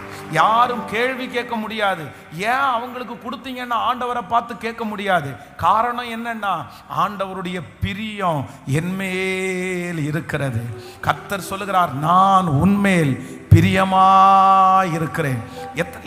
இந்த காரியத்திற்காக நான் ஜெபிக்கிறேன். என்னன்னா, உம்முடைய நேசம் என்மேல் திரும்பட்டும், உங்க அன்பு என் மேல திரும்பட்டும். ஆண்டவரே, எனக்கு தெரியும் நீங்க நேசிக்க ஆரம்பிச்சீங்கன்னா என் குடும்பத்தில் இருக்கிற, என் வம்சத்தில் இருக்கிற எல்லாரை விட எனக்கு 2 மடங்கு. இன்னைக்கு நிறைய பேரை கர்த்தர் நேசிக்கிறதுனால தான் கர்த்தர் உங்களுக்கு பல மடங்கு அதிகமாய் தந்திருக்கிறார். ஆண்டவருடைய நேசத்திற்குரியவர்களாய் மாற எனக்கு கிருபை தருகிறவர் கர்த்தர். ஆண்டவர் என்னை நேசிக்கிறவர். உம்முடைய அன்பு என்மேல் திரும்பட்டும் கர்த்தாவே, உம்முடைய அன்பு என்மேல் திரும்பட்டும். யார் மேல் இரக்கமா இருக்க சித்தமா இருக்கிறேனோ அவன் மேல் இரக்கமா இருப்பேன் என்று கர்த்தர் நமக்கு கிருபையாய் வாக்கு கொடுக்கிறார். சொல்லுங்க, கைகளை உயர்த்தி, இயேசுவே என்னை நேசிக்கிறவர், என்னை நேசிக்கிறவர், என் மேல் அன்பு கூறுகிறவர், என்னை எல்லாரும் வெறுத்தாலும் என்னை நேசிக்கிறதுனால் எனக்கு 2 மடங்கு கிருபையை எனக்கு தருகிற தேவன். ஹல்லேலூயா, ஹல்லேலூயா. உங்க அன்பு மாறவே மாறாது. ஆமென், ஹல்லேலூயா. மண்ணான மனிதன் நான், என்னால் ஏதும் ஆகுமா? மண்ணான மனிதன் நான், என்னால் ஏதும் ஆகுமா? உம் பிள்ளையாய் நான் வாழ முடியுமா? உம் பிள்ளையாய் நான் வாழ முடியுமா? பாவியின் மீது ஏன் இந்த அன்பு ஒன்றும் புரியலையே. சித்தம்மன் மீது வைத்திட்ட பின்பும் வாழ தெரியலையே. பாவியன் மீது ஏன் இந்த அன்பு ஒன்றும் புரியலையே. சித்தம்மன் மீது வைத்திட்ட பின்பும் வாழ தெரியலையே. இன்னும் வாழ தெரியலையே. தேவனே ஜீவனே, தேவனே என் ஜீவனே, இயேசுவே வழி சத்தியமே. தேவனே என் ஜீவனே, இயேசுவே வழி சத்தியமே. பாவியன் மீது ஏன் இந்த அன்பு ஒன்றும் புரியலையே. சித்தம்மன் மீது வைத்திட்ட பின்பும் வாழ தெரியலையே. இன்னும் வாழ தெரிய. சொல்லுங்க எல்லாரும், மண்ணான மனிதன் நான், என்னால் ஏதும் ஆகுமா? மண்ணான மனிதன் நான், என்னால் ஏதும் ஆகுமா? உம் பிள்ளையாய் நான், உம் பிள்ளையாய் நான் வாழ முடியுமா? பாவியின் மீது ஏன் இந்த அன்பு ஒன்றும் புரியலை. சித்தம் என் மீது வைத்திட்ட பின்பும் வாழ தெரியலையே, வாழ தெரியலையே. பாவியின் மீது ஏன் இந்த அன்பு ஒன்றும் புரியலையே. சித்தம் என் மீது வைத்திட்ட பின்பும் வாழ தெரியலையே. இன்னும் வாழ கைகளை மேல உயர்த்தி தேவனே உன் வெட்கத்திற்கு பதிலாக 2 மடங்கு பதில் வரும். உங்க வெட்கத்திற்கு பதிலாக 2 மடங்கு பலன் வரும். பாவியின் மீது ஏன் இந்த அன்பு ஒன்றும் புரியலையே. சித்தம் என் மீது வைத்திட்ட பின்பும் வாழ தெரியலை. இன்னும் வாழ தெரியலை, இன்னும் வாழ தெரியலையே. ஹல்லேலூயா, ஆமென். அவரை நேசிக்கிறவர்களை அவர் நேசிக்கிறவர். என்னை கனப்படுத்துகிறவனை நானும் கனப்படுத்துவேன், நானும் கனப்படுத்துவேன். அப்போ நம்ம 2 மடங்கு ஆசீர்வாதத்தை பெற்றுக்கொள்ளணும்னா நம்ம செய்ய வேண்டியது என்னன்னா, அவர் நம்மளை ரொம்ப நேசிக்கணும். அவர் நம்மளை ரொம்ப நேசிக்கணும். அதுக்கு என்ன காரணம்னு நமக்கு தெரியாது. ஆனா வேதம் சொல்லுது, தாவீதை குறித்து ரொம்ப அழகா சொல்லுகிறது, அவன் என் இருதயத்திற்கு ஏற்ற தாசன், இருதயத்திற்கு ஏற்ற தாசன். அப்போ ஆண்டவருடைய பிள்ளைகளை நான் கண்டுபிடிச்சது என்ன அப்படின்னு சொன்னா, ஆண்டவரை நேசிக்கிற அளவிற்கு நீங்க அவரை உங்களுக்குள்ள கொண்டு வரணும். உங்க வாயின் வார்த்தை தான் அவரை நேசத்துக்குள்ள கொண்டு வரும். நீங்க ஏசப்பாட்ட நிறைய பேசணும், நிறைய பேசணும். அவருடைய அன்பு மட்டும் உங்க மேல திரும்பிருச்சுன்னு வைங்களேன், உங்களுக்கு எத்தனை பங்கு கிடைக்கும்? எல்லாருக்கும் கொடுக்கிற பங்கு இல்லை, உங்களுக்கு இரட்டிப்பான பங்கு. யோசேப்பை குறித்து வேதம் சொல்லுது, அவனுடைய சகோதரர்கள் எல்லாரையும் அவன் நேசிக்கிறான். ஆனா பென்யமீனை அதிகமாய் நேசிக்கிறான். ஏன் அப்படின்னா அவனுடைய சொந்த, அவனை பெத்தெடுத்த அம்மா அவனை பெத்தெடுத்தான. உடனே என்ன நடக்குது அப்படின்னு சொன்னா, எல்லாருக்கும் 1 மடங்கு வச்சா பென்யமீனுக்கு மொத்தம் எத்தனை மடங்கு இருக்குன்னா 5 மடங்கு இருக்குது. உனக்கு மட்டும் ஏப்பா இப்படி? ஏன்னா நான் உன்னை என்ன பண்றேன், நான் உன்னை நேசிக்கிறேன், நான் உன்னை நேசிக்கிறேன். அதனால இந்த உலகத்துல இருக்கிற மனுஷனுடைய நேசத்திற்காக ஓடி ஓடி டைமை வேஸ்ட் பண்ணாதீங்க. அவங்களுடைய அன்பு கிடைச்சு எத்தனை நாள் அந்த அன்பு கிடைக்கும்?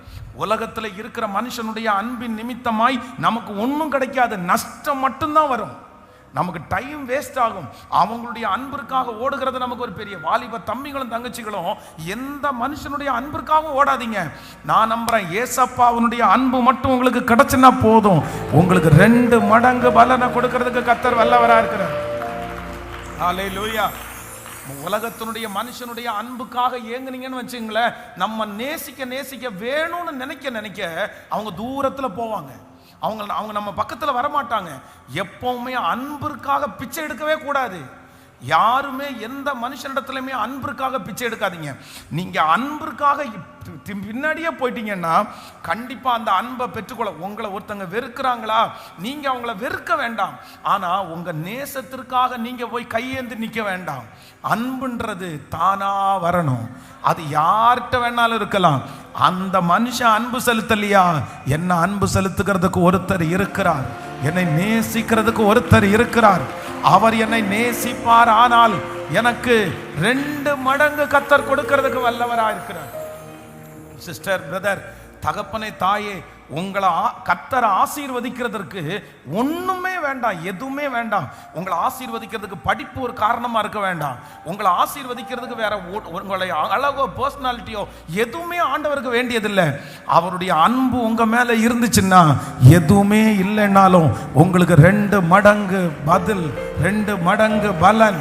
உங்கள் வெட்கத்திற்கு பதிலாய் கர்த்தர் 2 மடங்கு பலனை கொடுக்கிறதற்கு வல்லவர். ஹல்லேலூயா, ஹல்லேலூயா. உங்க நேசம் என் மேல திரும்பட்டும் ஆண்டவரே, உங்க மேசைய மேல இந்த 100 நாள் ஜெபம் வெறும் வெறுமையா போயிடக்கூடாது. நீங்க ஆண்டவருடைய பார்வைக்கு ஸ்பெஷலா தெரியணும். உங்க ஆண்டவருடைய அன்பு உங்க மேல ஸ்பெஷலா வரணும். கர்த்தர் உங்களை எல்லாரை விட நிறைய நேசிக்கணும். ஆமென். இந்த உலகத்தில் இருக்கிற எல்லாரை விட இந்த 100 டேஸ் ஜெபத்துல கலந்து கொள்றவங்க மேல ஆண்டவருடைய அன்பு திரும்புவதாக. கர்த்தருடைய அன்பு திரும்பட்டும். ஆண்டவருடைய அன்பு திரும்பட்டும். கைகளை உயர்த்தி நானுமே நேசிக்கிற ஆண்டவரே சொல்லுங்க, சொல்லுங்க. ஆமென். அவரை நேசிக்கிறவர்களை அவர் நேசிக்கிறார். அவரை கனப்படுத்துகிறவர்களை அவர் கனப்படுத்துகிறார். சத்தமா எல்லாரும் கேளுங்க, ஆண்டவரே உங்க அன்பு எங்க மேல திரும்பட்டும்னு கேளுங்க.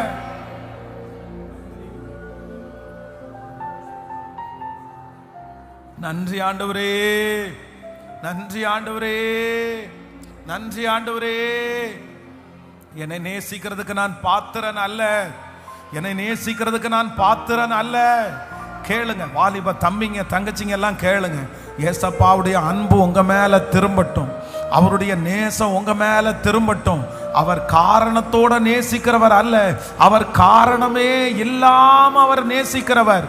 ஆண்டவரே இயேசப்பா, இயேசப்பா உங்க அன்பிற்கு நான் பாத்திரமா நான் நடக்கட்டும். நீங்க என்ன நேசிச்சா போதும்.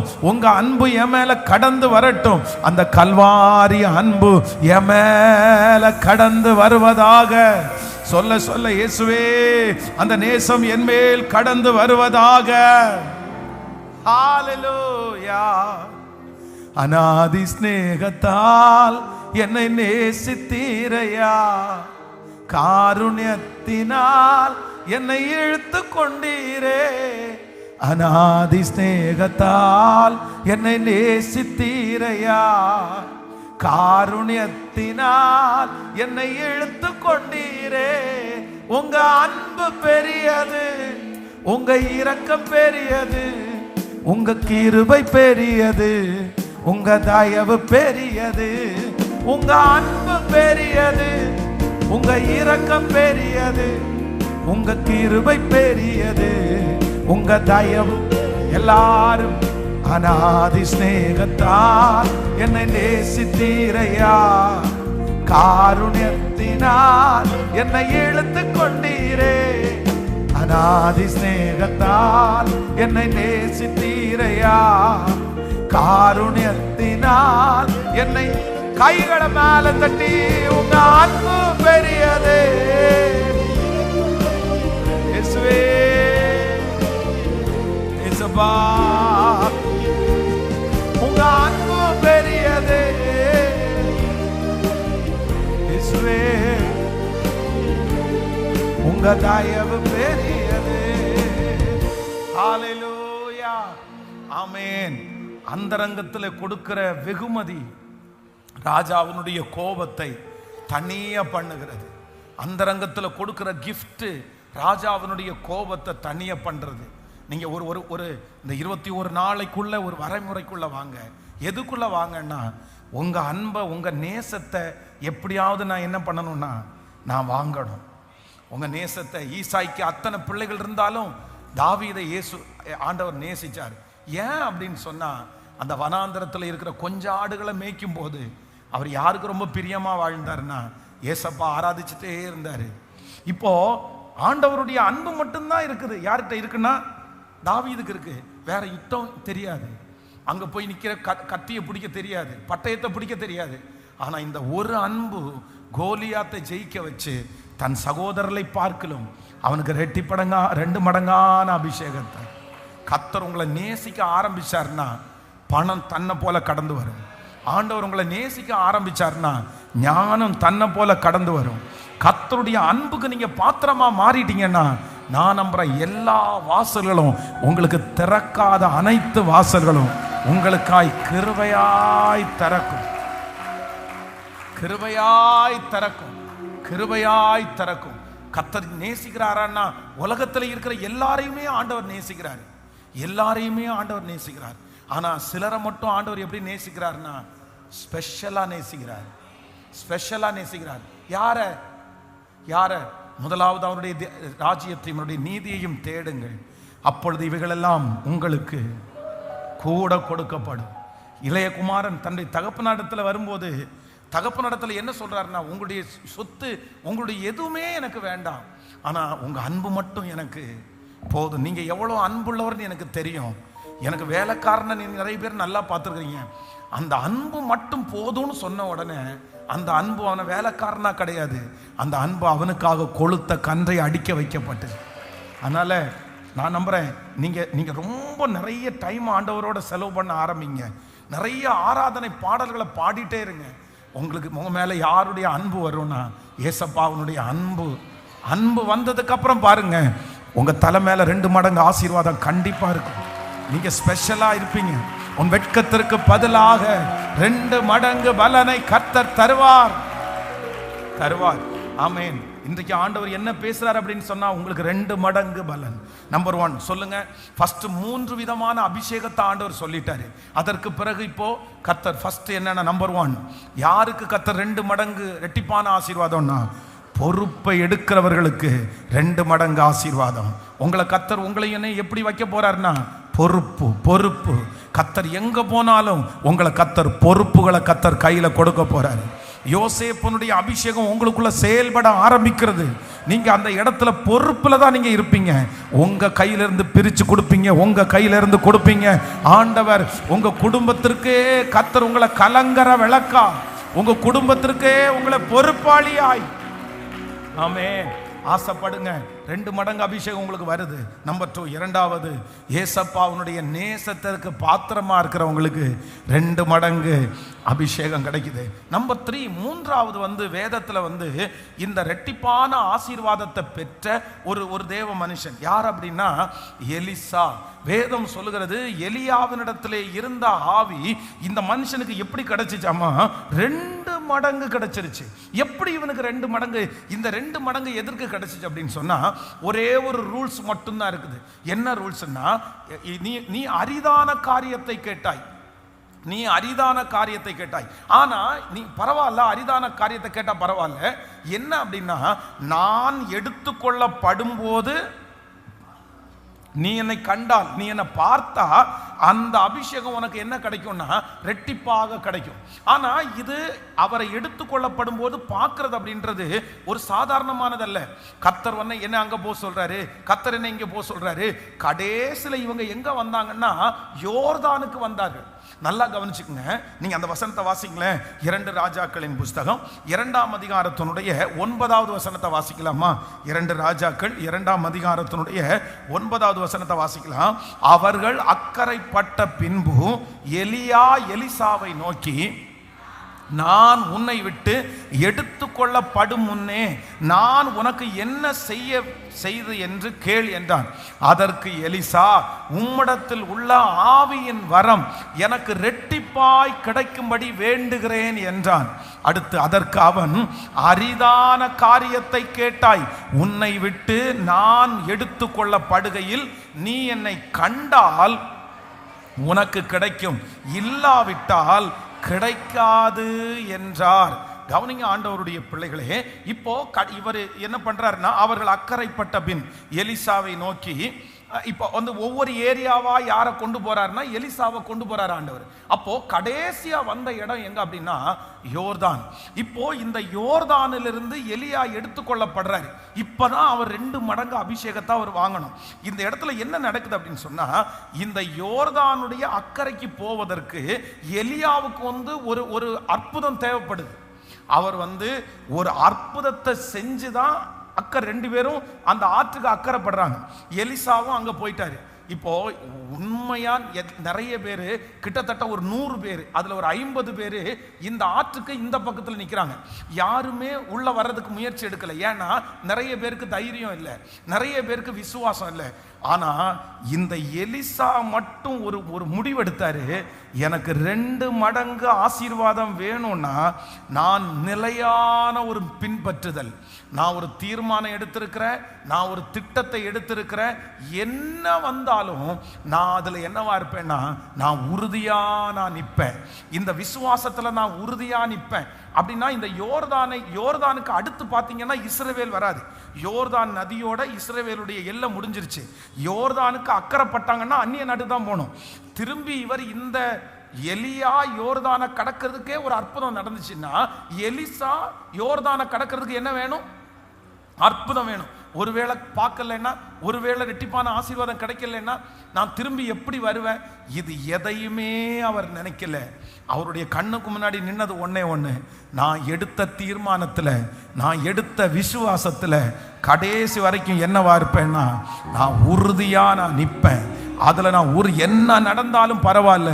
இந்த உறுதி வேதம் சொல்லுகிறது. எலியா எடுத்துக்கொள்ளப்படும் போது அவருடைய சரீரத்திலிருந்து விழுந்த அந்த சால்வை எடுத்து அந்த யோர்தானை அடிக்கும் போது அந்த யோர்தான் ரெண்டாக பிரிந்து அவனை ஆச்சரியத்தோட பார்த்தார்கள். அதான் நான் அடிக்கடி சொல்லுவேன், எலியாவினுடைய கடைசி அற்புதம் எலிசாவினுடைய முதல் அற்புதமாய் மாறினது. ஹல்லேலூயா. உங்களுக்கு ஆண்டவர் 2 மடங்கு அதிசயத்தை செய்ய போறாரு. 2 மடங்கு கர்த்தர் உங்களுக்கு ஆசீர்வதிக்க போறாரு. என்ன நடந்தாலும் எடுத்த தீர்மானத்துல உறுதியா இருங்க. கர்த்தர் கொடுத்த வார்த்தையில உறுதியா இருங்க. அந்த விசுவாசத்துல நீங்க உறுதியா இருங்க. ஆமென். அவர் சொன்னதை செய்யும் அளவும் கைவிட மாட்டார். அந்த பரிசுத்தத்துல உறுதியாய் நான் நிற்போம். ஆமென். அந்த ஜெப வாழ்க்கையில உறுதியாய் நிற்போம். அவர் என்னை கொன்று போட்டாலும் அவர் மேல் நான் நம்பிக்கையாய் இருப்பேன். அந்த உறுதி இருக்குல்ல, அந்த உறுதியை ஆண்டவர் என்ன பண்றாருன்னா கனப்படுத்துகிறார். ஹல்லேலூயா. இன்று ஆண்டவர் 79வது நாள் கொடுத்த வாக்கு தத்தம், உன் வெட்கத்திற்கு பதிலாக 2 பலன் வரும். உன் வெட்கத்திற்கு பதிலாக 2 பலன் வரும். ஆமென். ஃபர்ஸ்ட் ஒரு 3 காரியத்தை நம்ம தியானித்தோம். ஒரு 3 விதமான அபிஷேகம். ஃபர்ஸ்ட் அறிவிக்கிற அபிஷேகம், 2வது சூழ்நிலையை மாற்றுகிற அபிஷேகம், 3வது ஆசாரிய அபிஷேகம். இந்த 3 அபிஷேகம் நம்முடைய தலையின் மேல் கர்த்தர் வைப்பார். நம்பர் 3, அடுத்து ஒரு 3 நமக்கு ரெட்டிப்பான அபிஷேகத்தை கர்த்தர் எப்ப தருவார்னா, 1 பொறுப்புகளை எடுக்க ரெட்டிப்பான அபிஷேகத்தை கர்த்தர் தருவார். நம்பர் 2, 2வது நேசிக்கிறவர்களுக்கு 2 மடங்கு அதிசயத்தை கர்த்தர் தருவார். நம்பர் 3, 3வது உறுதியாய் நிற்பவர்களுக்கு 2 மடங்கு அபிஷேகத்தை கர்த்தர் இன்றைக்கு கிருபையாய் வாக்கு கொடுக்கிறார். நான் உனக்கு 2 மடங்கு இரட்டத்தனையாய் இந்த வார்த்தை அப்படியே நிறைவேறட்டும் ஆண்டவரே, நிறைவேறட்டும் ஆண்டவரே. அப்படியே எல்லாரும் எழும்பி நிற்கலாமா? உங்கள் வெட்கத்திற்கு பதிலாக 2 மடங்கு இரட்டத்தனையாய் பலன் வரும். உங்கள் வெட்கத்திற்கு பதிலாக. ஆமென். உங்க எல்லாரையும் ஜெபத்திற்குள்ள நடத்த விரும்புகிறேன். ஆன்லைன்ல இருக்கிற பிள்ளைகளும் இந்த ஜெபத்தில் நீங்கள் கலந்து கொள்ள உங்களை அன்போடு கேட்கிறேன். ஸ்தோத்திரம், ஸ்தோத்திரம், ஸ்தோத்திரம். ஆமென். என் தலையை நிமிர பண்ணுகிற கர்த்தர், என் தலையை நிமிர பண்ணுகிற கர்த்தர். ஹல்லேலூயா. ஆமென். என் தலையை நிமிர பண்ணுகிறவர். கைகளை உயர்த்தி எல்லாரும் சொல்லலாம், இந்த வார்த்தை நிறைவேற போகிறதற்காக ஸ்தோத்திரம், நிறைவேற போகிறதற்காக ஸ்தோத்திரம், ஸ்தோத்திரம், ஸ்தோத்திரம். ஆமென், ஆமென். இந்த வார்த்தையை கர்த்தர் அப்படியே நிறைவேற்ற போகிறதற்காக ஸ்தோத்திரம். இதுவரையிலும் நடத்தினவர் என்னை நடத்த போகிறார், நடத்த போகிறார். எனக்கு 2 மடங்கு அதிசயத்தை கர்த்தர் செய்ய போகிறார். இந்த வார்த்தையை நான் விசுவாசிக்கிறேன். சொல்லுங்க, நான் விசுவாசிக்கிறேன்ப்பா, விசுவாசிக்கிறேன்ப்பா. ஹல்லேலூயா, ஹல்லேலூயா, ஹல்லேலூயா. ஸ்தோத்திரம். என் நம்பிக்கையே உமக்கு ஸ்தோத்திரம், என் புகலிடமே என் நம்பிக்கையே, என் நம்பிக்கையே, நம்பிக்கையே. ஹல்லேலூயா. உம்மைத்தான் நான் நம்பி இருக்கேன், அற்புதங்கள் எனக்கு செய்யுங்கப்பா. உம்மைத்தான் நான் நம்பி இருக்கேன், அற்புதங்கள் எனக்கு செய்யுங்கப்பா. என் நம்பிக்கையே உமக்கு ஸ்தோத்திரம், என் புகலிடமே உமக்கு ஸ்தோத்திரம். எல்லாரும் நம்பிக்கையே உமக்கு புகலிடமே உமக்கு ஸ்தோத்திரம். உம்மைத்தான் அற்புதங்கள் எனக்கு செய்யப்பா. நான் நம்பி இருக்கேன். அற்புதங்கள் எனக்கு செய்யப்பா. என் நம்பிக்கை ஸ்தோத்திரம், என் புகலிடமே உமக்கு ஸ்தோத்திரம். சொல்லுங்க எல்லாரும், நம்பிக்கையே என் புகலிடமே உமக்கு ஸ்தோத்திரம். 100க்கு 100 உம்மையே நான் நம்புவேன். அற்புதம் செய்திடுங்க, அதிசயம் நடத்திடுங்க. 100க்கு 100 உம்மையே நான் நம்புவேன். அற்புதம் செய்திடுங்க, அதிசயம் நடத்திடுங்க. மனிதர்கள் முன்பாக தலைகுனிந்து போகாமல் உதவி செஞ்சிடுங்க, உயர்த்தி வச்சிடுங்க. மனிதர்கள் முன்பாக தலைகுனிந்து போகாமல் உதவி செஞ்சிடுங்க, உயர்த்தி வச்சிடுங்க. உம்மைத்தான் நான் நம்பி இருக்கேன்.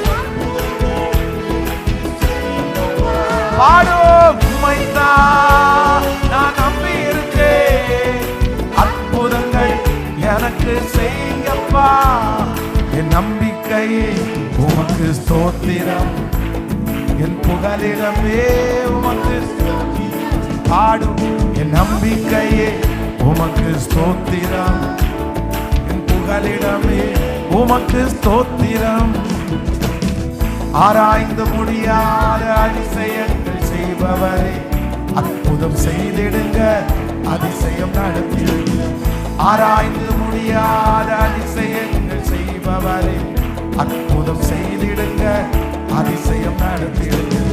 இரட்டிப்பான நன்மை தருவேன் என்று சொன்னீரே, இன்றைக்கு தந்திடுங்க, இப்பவே தந்திடுங்க. இரட்டிப்பான நன்மைகளை தருவேன் என்று சொன்னீரே, இன்றைக்கு தந்திடுங்க, இப்பவே தந்திடுங்க. உம்மைத்தான் நான் நம்பி இருக்கேன். அற்புதங்கள் எனக்கு செய்யப்பா.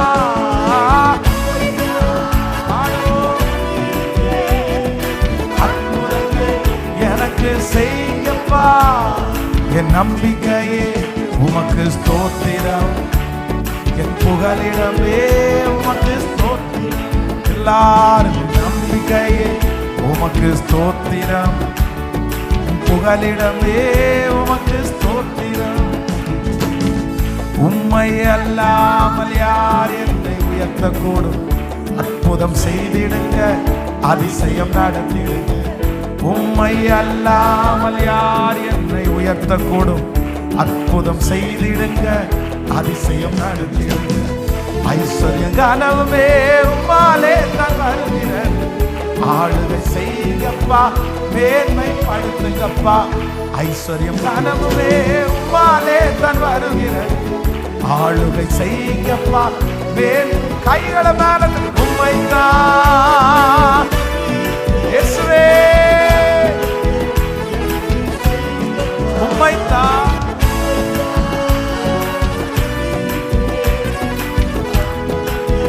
எனக்கு செய்யுங்க. உம்மைத்தான், உம்மைத்தான் நான் நம்பி இருக்கேன். இயேசுவே, இயேசுவே, உம்மைத்தான். இயேசுப்பா, சொல்ல சொல்ல அந்த கிருபை கிருபை கிருபை கிருபை இப்பவே. உம்மைத்தான் இயேசுவே, அந்த கண்ணீர் மாறட்டும், மாறட்டும், மாறட்டும். உம்மைத்தான், உம்மைத்தான்.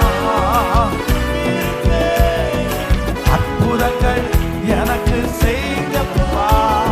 என் நம்பிக்கையே உமக்கு ஸ்தோத்திரம், என் புகலிடமே உமக்கு ஸ்தோத்திரம். என் நம்பிக்கையே, என் புகலிடமே உமக்கு ஸ்தோத்திரம். ஹல்லேலூயா, ஹல்லேலூயா. உன் வெட்கத்திற்கு பதிலாக, உன் வெட்கத்திற்கு பதிலாக நான் உனக்கு ரெண்டத்தனையாய் பலன், ரெண்டத்தனையாய் பலன், ரெண்டத்தனையாய் பலன். நம்முடைய ஆண்டவர் யார் அப்படின்னா, நமக்கு ரெண்டத்தனையாய் பதில் கொடுக்கிற கர்த்தர், 2 மடங்கு நம்மளை ஆசீர்வதிக்கிற கர்த்தர். ஹல்லேலூயா. விசுவாசிக்கிறீங்களா? நான் நம்புறேன், நமக்கு எல்லாரை காட்டிலும் கர்த்தர் 2 மடங்கு நமக்கு தரப்போறார். நீங்க பட்ட கஷ்டம் கொஞ்சம். நீங்க சொல்லலாம், நான் பட்ட கஷ்டத்துக்கு எனக்கு கிடைச்சா போதும், பட்ட கஷ்டத்துக்கு எனக்கு லாபம் கிடைச்சா போதும், இல்லைன்னா நான் செஞ்சதுக்கு எனக்கு கிடைச்சா போதும். ஆனா ஆண்டவர் என்ன சொல்றாருன்னா, இல்ல இல்ல இல்ல, நீங்க வெட்கப்பட்டீங்கன்னா அந்த வெட்கத்திற்கு பதில் கொடுக்கிறவர் கிடையாது. வெட்கத்திற்கு மட்டும் பதில் கொடுக்கிறவர் கிடையாது. என்ன பண்றவர் அப்படின்னா, அதற்கு 2 மடங்காய் கொடுக்கிற கர்த்தர். அப்படின்னா ஒண்ணு, நம்ம படுற கஷ்டம் கொஞ்சம். ஆனா ஆண்டவர் நமக்கு தர்றது எவ்வளவு தெரியுமா? அதான் உன் வருத்தங்கள் யாவையும் மறக்கும்படி பண்ணுகிற கர்த்தர். ஆண்டவருடைய பிள்ளைகளே, யாருக்காக ஆண்டவர் தீர்க்க தரிசனம் சொல்றாருன்னு தெரியல. இன்னைக்கு இப்ப நீங்க கடந்து போற பாதை ரொம்ப நீங்க கஷ்டப்படலாம், ரொம்ப கஷ்டப்படலாம். யாருக்கும் இல்லாத கஷ்டம் உங்களுக்கு வரலாம், யாருக்கும் இல்லாத அவமானம் உங்களுக்கு வரலாம், யாருக்கும் இல்லாத வெட்கம் உங்களுக்கு வரலாம். ஆனா நீங்க சொல்லலாம், ஆண்டவரே இதற்கு ஏதாவது கொஞ்சம் எனக்கு பதில் கொடுத்தா கூட போதும், நான் பட்ட கஷ்டத்திற்கு எனக்கு ஏதாவது ஒண்ணு செய்யுங்க ஆண்டவரே நீங்க கேட்கலாம். ஆனா ஆண்டவர் நீங்க பட்ட கஷ்டத்திற்கு 2 மடங்கு உங்களுக்கு கண்டிப்பா கர்த்தர் தருவார். ஹல்லேலூயா. எனக்கு கர்த்தரை நீங்க கேட்டு வேதத்துல கேட்டு பாருங்க, எத்தனை கஷ்டப்பட்டாங்களோ கஷ்டப்பட்டதற்கு கர்த்தர் பல மடங்கு கர்த்தர் தந்தார். இன்னைக்கு நீங்க படுகிற கஷ்டம் உங்களுக்கு மறக்கிற அளவிற்கு கர்த்தர் உங்களை ஆசீர்வதிப்பார். நீங்க படுகிற கஷ்டம் வீணா போகாது. கர்த்தர் சொல்கிறார், இதற்கு பதில் அல்ல, இதற்கு 2 மடங்கு பதில் உனக்கு தருவேன். ஆமென். ஒரு 10 மினிட்ஸ் நான் உங்களை ஜெபம் பண்ணி அனுப்புறதுக்கு நான் விருப்பப்படுறேன். இன்னைக்கு கொடுத்த செய்தி எந்த அளவுக்கு உங்களுக்கு நான் உங்களை புரிய வச்சேன்னு எனக்கு தெரியல. ஆனால் இதுக்குள்ள பெரிய ஆசீர்வாதம் அடங்கி இருக்கிறது. ஏசாயா 61ஆம் அதிகாரத்தில் நீங்கள் வாசிக்கும் போது அதில் 3 விதமான அபிஷேகம். ஃபர்ஸ்ட் என்னன்னா அறிவிக்கிற அபிஷேகம். என்ன அபிஷேகம்?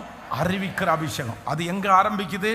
என் நாவிலே, என் வாயின் வார்த்தைகளிலே அப்படி ஒரு ஸ்பிரிட்டை கர்த்தர் உங்களுக்கு வைக்க போறாரு.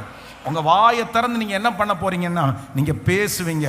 பேசுகிற இடத்துல சிறுமைப்பட்டவர்களுக்கு சுவிசேஷம், நொறுங்குண்டவர்களுடைய காயம் கட்டுது. ஒரு விஷயம் கூட உங்களுக்கு சொல்றேன், உங்ககிட்ட கொஞ்சம் டைம் இருக்குது, நான் உங்களுக்கு சொல்றேன். என்னன்னா, அந்த வசனத்தை நீங்க வாசிச்சு பார்த்தீங்கன்னா, சிறுமைப்பட்டவர்களுக்கு சுவிசேஷத்தை அறிவிக்க, ஆமென், இருதயம் நொறுங்குண்டவர்களுடைய காயங்களை கட்ட, சிறைப்பட்டவர்களுக்கு விடுதலையை கொடுக்க, கட்டுண்டவர்களுடைய கட்டுகளை அவிழ்க்க எனக்கு என்ன கொடுத்திருக்கிறாரு? அபிஷேகத்தை கொடுத்திருக்கிறாரு. அப்போ உங்க வாயிலிருந்து புறப்படுகிற வார்த்தை சிறுமைப்பட்டவர்களை சுவிசேஷத்தை சொல்லணுமாமா. உங்க வாயிலிருந்து புறப்படுகிற வார்த்தை இருதயம் நொறுங்குண்டவங்களுடைய காயத்தை கட்டணுமாமா. உங்க வாயிலிருந்து புறப்படுகிற வார்த்தை சிறைப்பட்டவர்களை விடுதலை ஆக்கணும். உங்க வாயிலிருந்து புறப்படுகிற வார்த்தை கட்டுண்டவர்களை கட்ட அவிழ்க்கணும். இதெல்லாம் எங்க வச்சிருக்கிறார் ஆண்டவர்? ஆனா உண்மையிலே ஆண்டவருடைய பிள்ளைகளே, இந்த வார்த்தையை வாசிக்கும் போது நான் ஆண்டவருக்கு நன்றி செலுத்துறேன். ஏன் அப்படின்னா, இப்ப என் வாயில கர்த்தர் ஒரு வார்த்தையை வச்சிருக்கிறாரு, அறிவிக்கிற வார்த்தை. இப்போ இந்த பலிபீடத்திலிருந்து நான் அறிவிக்கும் போது நிறைய பேர் சாட்சி சொல்ல. இன்னைக்கு இப்போ இந்த ப்ரேயர் ஸ்டார்ட் பண்றதுக்கு முன்னாடி ஒரு சகோதரி ஃபோன் பண்ணி ஒரு சாட்சி சொன்னாங்க. கிட்டத்தட்ட ஒரு 9 மாதமா கண்ணீரோட சர்ச்சுக்கு வராங்க. வீட்டில் அவங்களுடைய சகோதரனுக்கு கொஞ்சம் பிஸ்னஸில் நஷ்டமாகி ரொம்ப கஷ்டப்பட்டுட்டாரு. வீட்டில் மனநலமாக பாதிக்கப்பட்டது மாதிரி வீட்டிலே இருந்துட்டார். இவருடைய கணவனார் ஏதோ ஒரு சத்தம் போடுறதுனால இவங்களுக்கு வருத்தம் தாங்க முடியாமல் தன்னுடைய தம்பியை திட்டாங்க. நீ எதுக்கு இப்படி வீட்டிலே உட்காந்துருக்கிற, நீ எந்திரிச்சு வேலைக்கு எங்கேயாவது போக வேண்டியதானே. திட்டின உடனே அவனுக்கு என்ன ஆச்சுன்னா, கொஞ்சம் மனசு கொஞ்சம் கஷ்டமாகி வீட்டை விட்டே வெளியே போயிட்டார். எதுவுமே எடுத்துகிட்டு போகல, பணம், ட்ரெஸ்ஸு, ஃபோனு எதுவுமே எடுத்துகிட்டு போகாமல் அப்படியே போயிட்டாரு. இதற்கு இவங்க வீட்டில் இருக்கிற மொத்த பேர் இவங்களை திட்ட ஆரம்பிச்சிட்டாங்க. நீ தான் அப்படின்னு போலீஸ் இந்த மாதிரிலாம் கம்ப்ளைண்ட் எல்லாம் கொடுத்தா உயிரோடு இருக்கிறதுக்கே வாய்ப்பு இல்லை. ஜீவனோட இருக்கிறாரு என்னன்னு தெரியல. என்னென்னமோ ட்ரை பண்ணி எங்கெங்கமோ போய் அவர் போன இடத்துல எல்லாம் தேடினாங்க. எங்கேயுமே பார்த்தீங்கன்னா ஆள் கிடைக்கல. இந்த 100 days ஜெபத்தில் ஆரம்பிக்கும் போது கண்ணீரோடு ஆரம்பிச்சு சொன்னாங்க, இந்த 100 நாள் ஜெபம் பண்ணி முடிக்கிறதுக்குள்ளேயாவது என் தம்பி என் கண்ணுக்கு தெரிஞ்சா போதும் பாஸ்டர், அவ்வளோதான். அவன் எங்கே இருந்தாலும் நல்லா இருக்கட்டும், அவன் இறந்துட்டானோ அப்படின்னு எனக்கு பயமாக இருக்குது, நான் ஒருத்தனை கொன்னுட்டனோன்னு பயமாக, அப்படியெல்லாம் உங்களுக்கு ரொம்ப இவங்க வேற டிப்ரெஷன் ஆகிட்டாங்க. நான் சொன்னேன், இல்லை, ஆண்டவர் உங்களுக்கு கண்டிப்பாக அற்புதம் செய்வார். ஸோ இன்றைக்கு இந்த நாளில் இன்னைக்கு அவங்க ஃபோன் பண்ணி, தம்பி வந்துட்டான், கர்த்தர் கொண்டு வந்துட்டான், ஆண்டவர் கிருபையாய் அற்புதத்தை. அப்போ ஆமேன். நான் இந்த ஜபத்தை இந்த 79வது நாள் ஜபத்தை சாட்சியோடு தான் நான் ஆரம்பிக்கிறேன். இந்த ப்ரேயரில் நிற்கிறதுக்கு முன்னாடியே ஒரு சாட்சி. அப்போ எனக்கு ஒரு சந்தோஷமாக இருக்குது. என்ன அபிஷேகத்தை கர்த்தர் வச்சிருக்கிறாருன்னா, காயங்களை கட்டுகிற அபிஷேகம், நொறுங்குண்டவர்களுடைய காயத்தை, சிறைப்பட்டவர்களை விடுதலை ஆக்குற, கட்டுண்டவர்களை கட்டவிழ்த்து. இது எனக்கு மட்டுமா? இது எனக்கு மட்டுமா? இல்லை, எல்லாருக்கும். எல்லாருக்கும். சிஸ்டர், பிரதர், உங்க வீட்டில் இந்த 100 நாள் ஜபத்துக்கு பிற்பாடு உங்க வாயிலிருந்து புறப்படுகிற வார்த்தை கட்டணும். உங்க பிள்ளைகளை கட்டணும், குடும்பத்தை கட்டணும். உங்க வார்த்தைக்கு அப்படிப்பட்ட மரியாதையை தருவார். ஹல்லேலூயா. ஒரு நிமிஷம் அப்படி ஜெபம் பண்ணுவாங்க எல்லாருமே. இதுக்கு ஆசைப்படுறீங்களா? இந்த அபிஷேகம் இந்த ஏசாயாவின் தீர்க்க தரிசன புஸ்தகத்தினுடைய 61வது அதிகாரத்தில் ஆண்டவராகிய இயேசு கிறிஸ்துவின் மேல வச்ச 3 அபிஷேகம். அந்த அபிஷேகத்தினுடைய முதல் அபிஷேகம், ஆமேன், எதுல? நாவில அபிஷேகம். ஆமேன். ஜெபம் பண்ணலாமா அந்த ஒரு விஷயத்திற்காக? ஆமேன். ஏசாயா அவனுடைய நாவை தொட்டது மாதிரி உங்க நாவை கர்த்தர் தொட போறாரு. ஹல்லேலூயா. Thank you Jesus, thank you Jesus, thank you Jesus, hallelujah, hallelujah, hallelujah, hallelujah, thank you Jesus, thank you Jesus, thank you Jesus, hallelujah, hallelujah. எசப்பா, எசப்பா, அந்த மாதிரி ஒரு மகிமை எங்க தலை மேல வைங்க ஆண்டவரே. அவா அறிவிக்கிற அந்த அபிஷேகத்தை கர்த்தர் வைப்பீராக, கர்த்தர் வைப்பீராக, கர்த்தர் வைப்பீராக. ஸ்தோத்திரம், ஸ்தோத்திரம், ஸ்தோத்திரம், ஸ்தோத்திரம், ஸ்தோத்திரம். பெரிய கிருபையை கர்த்தர் தருவீராக. ஹல்லேலூயா. நம்பர் 2, இரண்டாவதாக ஆண்டவர் மேல, இயேசு கிறிஸ்துவின் மேல வைத்திருக்கிற இரண்டாவது அபிஷேகம் என்னன்னா, அட்மாஸ்பியரை சேஞ்ச் பண்ற அபிஷேகம். சூழ்நிலைகளை, என்ன அபிஷேகம்? சூழ்நிலைகளை மாற்றுகிற அபிஷேகம். ஒரு ஹாஸ்பிட்டலுக்குள்ள ஒரு நோயாளியை நீங்க பார்க்க போன உடனே அங்க இருக்கிற சோகம் என்ன பண்ணணும்? மாறணும். அங்க இருக்கிற அவிசுவாசம் போகணும். அங்க யாராவது நொந்து போய் உட்கார்ந்துருக்காங்கன்னா நீங்க உள்ள போன உடனே ஒரு ஒரு ஒரு ஒரு அதை சொல்லுவாங்களே, ஒரு வைப் அப்படின்வாங்கல்ல, நீங்க போன உடனே அது அப்படி அங்க நடக்கணும். யாரா வந்துட்டு போனா இப்படி, யாரா வந்துட்டு போனா அப்படின்னு. நிறைய பேர் டல்லா இருக்கிறவங்க, ரொம்ப மன கஷ்டத்தில் இருக்கிறவங்க நமக்கு ஃபோன் பண்ணி 2 நிமிஷம் பேசின உடனே, சிஸ்டர் என்ன சிஸ்டர் உங்கள்கிட்ட பேசினாலே ஆவி அப்படியே உயிர்ப்பிக்குது. உங்களை பார்த்து, பிரதர் நீங்க 2 நிமிஷம் பேசினாலே எனக்கு என்னமோ பாருங்க, இன்னைக்கு வாழ்க்கையை முடிச்சிடலான்னு நினைச்சேன், செத்துடலான்னு நினைச்சேன், பட்டு உங்கள்கிட்ட பேசி முடிச்சதுக்கு அப்புறம் இல்லை இல்லை கர்த்தர் என் கூட இருக்கிறாருன்ற தைரியம் வந்துச்சு. இது நடக்குமான்னு கேட்டா கண்டிப்பா அந்த அபிஷேகத்தை கர்த்தர் மேல வைப்பாரு. ஹல்லேலூயா. இப்ப ஜெபிக்கலாமா? அப்போ இந்த சூழ்நிலையை மாற்றுகிற அபிஷேகம், அதுக்கு ஒரு வசனம், ரொம்ப அழகான வசனம். சீயோனிலே துயரப்பட்டவர்களை சீர்படுத்தவும், அவர்களுக்கு சாம்பலுக்கு பதிலாக சிங்காரத்தையும், துயரத்திற்கு பதிலாக ஆனந்த தைலத்தையும், ஒடுங்கின ஆவிக்கு பதிலாக துதியின் உடையை கொடுக்கவும் அவர் என்னை அனுப்பினார். அவர் என்னை அனுப்பினார். ஹல்லேலூயா, ஹல்லேலூயா, ஹல்லேலூயா. அந்த அந்த வல்லமைக்காக ஜெபம் பண்ண. ராதா ரியாக்காதானாமா. நடக்கணும், நடக்கணும். இது வெறும் வார்த்தையா எடுக்காதீங்க, இது வெறும் வார்த்தையா எடுக்காதீங்க. இது கர்த்தருடைய வார்த்தை, இது கர்த்தருடைய வார்த்தை, இது கர்த்தருடைய வார்த்தை. பிரதர், இந்த அபிஷேகத்திற்காக, சிஸ்டர், இந்த அபிஷேகத்திற்காக முழு பலத்தோட ஆன்லைன்ல இருக்கிற தகப்பனும் தாய் பிரதர்ஸ் எல்லாரும் ஜெபிக்கலாம். ஸ்தோத்திரம், ஸ்தோத்திரம், ஸ்தோத்திரம், ஸ்தோத்திரம், ஸ்தோத்திரம், ஸ்தோத்திரம். கிருபை, கிருபை, கிருபை, கிருபை. அப்பா, அந்த அபிஷேகத்தை எங்கள் மேல் வைக்கிறவர், அபிஷேகத்தை எங்கள் மேல் வைக்கிறவர். ஸ்தோத்திரம், ஸ்தோத்திரம், ஸ்தோத்திரம், ஸ்தோத்திரம். ஆமென், ஆமென், ஆமென். Thank you Jesus. மூன்றாவதாக நம்பர் 3, மூன்றாவதாக கர்த்தர் நம்ம மேல வச்சுக்கிற அபிஷேகம் என்னன்னா ஆசாரிய அபிஷேகம், மேய்ப்பனுக்குரிய அபிஷேகம். அப்படின்னா என்னன்னா வழி நடத்துகிற அபிஷேகம், அப்படியே முன்னாடி நின்று லீட் பண்ற அபிஷேகம். அந்த வசனத்தை வாசிக்கும் போது நீங்களோ கர்த்தரின் ஆசாரியர்கள் என்று சொல்லப்படுவீர்கள், உங்களை தமது தேவனுடைய பணிவிடைக்காரர்கள் என்பார்கள், நீங்கள் ஜாதிகளின் செல்வத்தை அனுபவித்து அவர்களின் மகிமையை கொண்டு மேன்மை பாராட்டுவீர்கள். ஹல்லேலூயா, ஆமென். இனி என்ன மட்டும் பாஸ்டர்னு சொல்ல மாட்டாங்க, என்ன மட்டும் ஊழியக்காரன்னு சொல்ல மாட்டாங்க, என்ன உங்களை பார்த்து சொல்லுவாங்க. நீங்க ஒரு வீட்டில் போய் உட்கார்ந்து ஜெபம் பண்ணும்போது நீங்க ஒருத்தருக்கு ஆலோசனை கொடுக்கும்போது உங்களை பார்த்தோன்னு கேட்கணும், நீங்க பாஸ்டரா பாஸ்டர் அம்மாவான்னு கேட்கணும், நீங்க ஊழியக்காரரா ஊழியக்கார அம்மாவான்னு கேட்கணும், நீங்க எங்க ஊழியம் செய்யறீங்கன்னு கேட்கணும். ஏன் அப்படின்னா உங்க வாயிலிருந்து ஒரு வார்த்தை புறப்படும், அது வழி நடத்துகிறப்பா வழி. இந்த ஜெபத்திற்கு பிற்பாடு அந்த கிருபையை கர்த்தர் தரப்போகிறார்.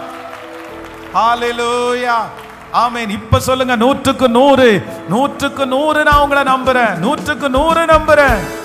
ஆமென், ஆமென். 100க்கு 100 உம்மையே நான் நம்புவேன், அற்புதம் செய்திடுங்க, அதிசயம் நடத்திடுங்க. 100க்கு 100 உம்மையே நான் நம்புவேன், அற்புதம் செய்திடுங்க, அதிசயம் நடத்திடுங்க. மனிதர்கள் முன்பாக தலைகுனிந்து போகாமல் உதவி செஞ்சிடுங்க, உயர்த்தி வச்சிடுங்க. மனிதர்கள் முன்பாக தலைகுனிந்து போகாமல் உதவி செஞ்சிடுங்க, உயர்த்தி கைகளை மேல தட்டி உம்மைத்தான் நான் நம்பி இருக்கேன். இயேசுவே உம்மைத்தான் அப்பா எனக்கு செய்யுங்கப்பா, என் நம்பிக்கையே உமக்கு ஸ்தோத்திரம், என் புகலிடமே உமக்கு ஸ்தோத்திரம், என் நம்பிக்கையே உமக்கு ஸ்தோத்திரம், என் புகலிடமே உமக்கு ஸ்தோத்திரம். ஹல்லேலூயா. சோ அடுத்து நெக்ஸ்ட் ஒரு 3 பாட்டை கர்த்தர் சொன்னாரு. என்னன்னா உன் வெட்கத்திற்கு பதிலாக ரெண்டத்தனையான பதில் வரும். அப்படின்னா வேதத்துல 2 மடங்கு பலனை பெற்றுக்கொண்ட 3 பேரை குறித்து நம்ம தியானிச்சோம். நம்பர் 1, முதலாவதாக யோசேப்பு அப்படின்ற ஒரு மனுஷனை குறித்து வாசிச்சோம். கொஞ்சம் அப்படி பக்கத்தில் வாங்கலேன், அப்படியே ஜெபம் பண்ணி ஜெபம் பண்றவங்களுக்கு பக்கத்தில். Thank you Jesus, thank you Jesus. Number 1, முதலாவதாக கர்த்தர் 2 மடங்கு ஆசீர்வதிச்ச இரட்டத்தனையான ஆசீர்வாதம், சேஷ்ட புத்திர பாகம் ரூபனுக்குரியது. ரூபன் அவருக்குரியது. யாருக்கு போச்சு அப்படின்னா யோசேப்பனுடைய குடும்பத்திற்கு போச்சு. ஏன் யோசேப்பனுடைய குடும்பத்திற்கு போச்சு அப்படின்னு சொன்னா, அப்போ நியாய ஸ்தானத்தில் இருக்கிறது என்ன அப்படின்னா மூத்த பிள்ளைக்கு ஆமா சேஷ்ட புத்திர பாகம், அவருக்கு தான் 2 பாகம், அவருக்கு தான் ரெட்டிப்பானது. ஆனா அது யாருக்கு போச்சுன்னா யோசேப்பு. ஏன் அப்படின்னா தன்னுடைய குடும்ப மொத்த பொறுப்பையும் யார் கையில எடுத்தான்னா யோசேப்பு கையில எடுத்தான். அவருடைய குடும்பத்தை மட்டும் நடத்தல, அந்த ஏரியாவே நடத்தினாரு. அது ஏரியாவை மட்டும் இல்ல, டிஸ்ட்ரிக்டையே நடத்தினாரு. அது மட்டும் இல்ல, உலகத்தையே நடத்துற அளவு யோசேப்பனுடைய கையிலிருந்து தான் அந்த ஆசீர்வாதத்தை கர்த்தர் புறப்பட பண்ணினார். ஹல்லேலூயா. நீங்க என்ன பண்ணணும் அப்படின்னு சொன்னா, நீங்க மற்றவங்கள்ட்ட எதிர்பார்த்து இருக்கிற காலங்கள் தாண்டி நீங்க பொறுப்பெடுக்கிற ஒரு காலம் கர்த்தர் உங்களுக்கு தரணும். ஹல்லேலூயா. நீங்க சகோதரர்கள் எல்லாம் எனக்கு செய்யல, அவன் நினைச்சிருந்தா எனக்கு ஏதாவது செஞ்சிருக்கலாமே, இவன் நினைச்சிருந்தா எனக்கு ஏதாவது கொடுத்துருக்கலாமே, இவன் இவ்வளோ இருந்து எனக்கு கொடுக்கல, என் பிள்ளையினுடைய கல்யாணத்துக்கு ஒரு 50,000 கொடுக்க கூடாதா, என் வீடு கட்டுறதுக்கு ஒரு 50,000 தரக்கூடாதா, எனக்கு இந்த மாதிரி சேர்த்து விடுறதுக்கு ஒரு 50,000 தரதா, இந்த மாதிரி நீங்க எதிர்பார்க்கவே கூடாது. கேட்கல, எதிர்பார்க்கவே கூடாது. நீங்க இனி ஜபிக்கணும். என்ன ஜபிக்கணும்னா, அவன் பிள்ளை கல்யாணத்துக்கு நான் 50,000 தரணும், அவன் வீடு கட்டும் போது நான் 1,00,000 தரணும். ஆமென். அந்த மனுஷன் ஏதாவது ஒன்று செய்ய, என்னுடைய கூட பிறந்தவங்க ஏதாவது ஒன்று பண்ணினாங்கன்னா அவங்களுக்கு அவங்க கையிலிருந்து கேட்கல, நான் வாங்கக்கூடாது, என்ன கல்யாணத்துக்கு வந்து மொய்யெல்லாம் வைக்க வேண்டாம். நான் கொடுத்த மோதிரத்தை அவங்க திரும்பி போட வேண்டிய அவசியம் இல்லை. நம்ம நிறைய பேர் அந்த பிளானோட தான் மோதிரமே போடுறது, அந்த பிளானோட தான் நகையை போடுறது. அதனால தான் மொய்யே எழுதுறாங்க. எதுக்கு நான் சொல்றேன், அப்படி வேண்டாம். தைரியம் என்ன தெரியுமா, உங்க கல்யாண கார்டுக்கு கீழே எங்களுக்கு கிஃப்டும் மொய்யும் வேணான்னு எழுதணும். ஆமென். அதுதான் ஆண்டவருடைய பிள்ளைகளுக்கு. இதுதான் ஆபிரகாம். நான் என்ன அந்த லெவலுக்கு ஆண்டவர் கொண்டு வர மாட்டாரா? கண்டிப்பா கொண்டு வருவார்.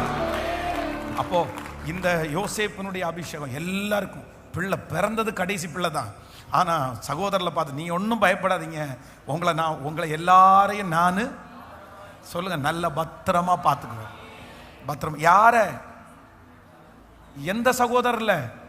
தன்னை குழியில போட்ட சகோதரர்ல, தன்னை வித்து போட்ட சகோதரர்ல, தான் சாகாமலேயே துணியை கிழிச்சு ஆட்டினுடைய ரத்தத்தை தோய்த்து அப்பாட்ட கொண்டு போய் உன் பிள்ளை செத்து போயிருச்சுன்னு சொன்ன அந்த சகோதரர்களை சொல்றாரு, நான் நல்லா இருக்கேன்ப்பா, நான் உங்களை நல்லா பார்த்துக்குவேன்.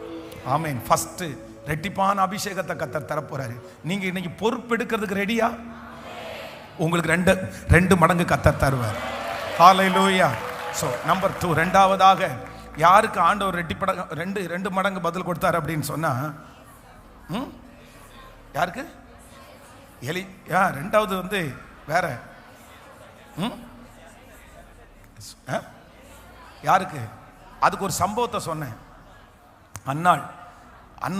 அன்னாளுக்கு வந்து தன்னுடைய கணவனார் அவருக்கு நேசித்தபடினால் அவனுக்கு எவ்வளவு கொடுத்தாராமா? 2 மடங்கு கொடுத்தாராமா.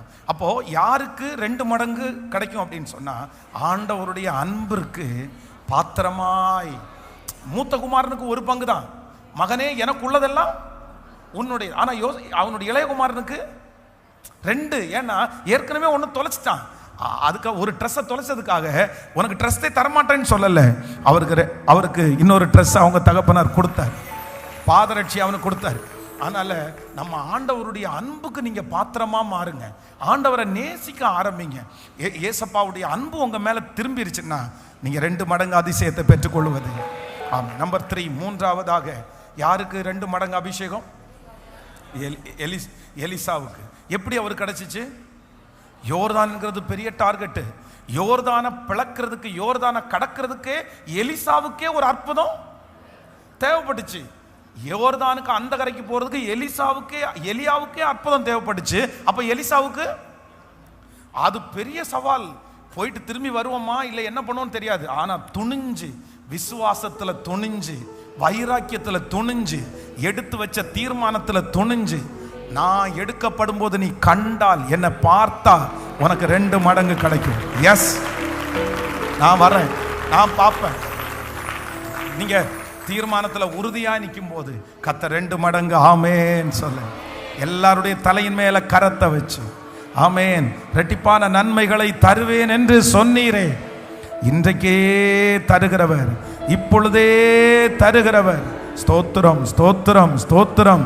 தகப்பனே, இந்த 3 ஆசீர்வாதங்களும் இந்த சத்தத்தை கேட்டுக்கொண்டிருக்கிற ஒவ்வொரு பிள்ளைகள் மேலும் இப்போ வெட்கத்திற்கு பதிலாக உனக்கு 2 மடங்கு பதிலை உனக்கு தருவேன் என்று வாக்கு கொடுத்த கர்த்தர் இப்பொழுது அந்த வார்த்தையை ஆம் என்றும் ஆமேன் என்றும் அப்படியே நிறைவேற்ற போகிறதற்காக ஸ்தோத்திரம், நிறைவேற்ற போகிறதற்காக ஸ்தோத்திரம் அப்பா.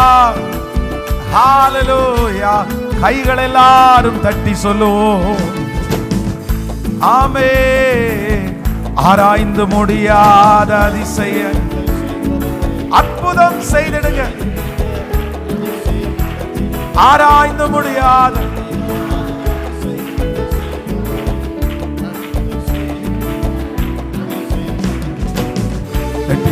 நன்மைகளை தருவேன் என்று சொன்னீரே, இன்றைக்கு தந்திடுங்க, இப்பவே தந்திடுங்க.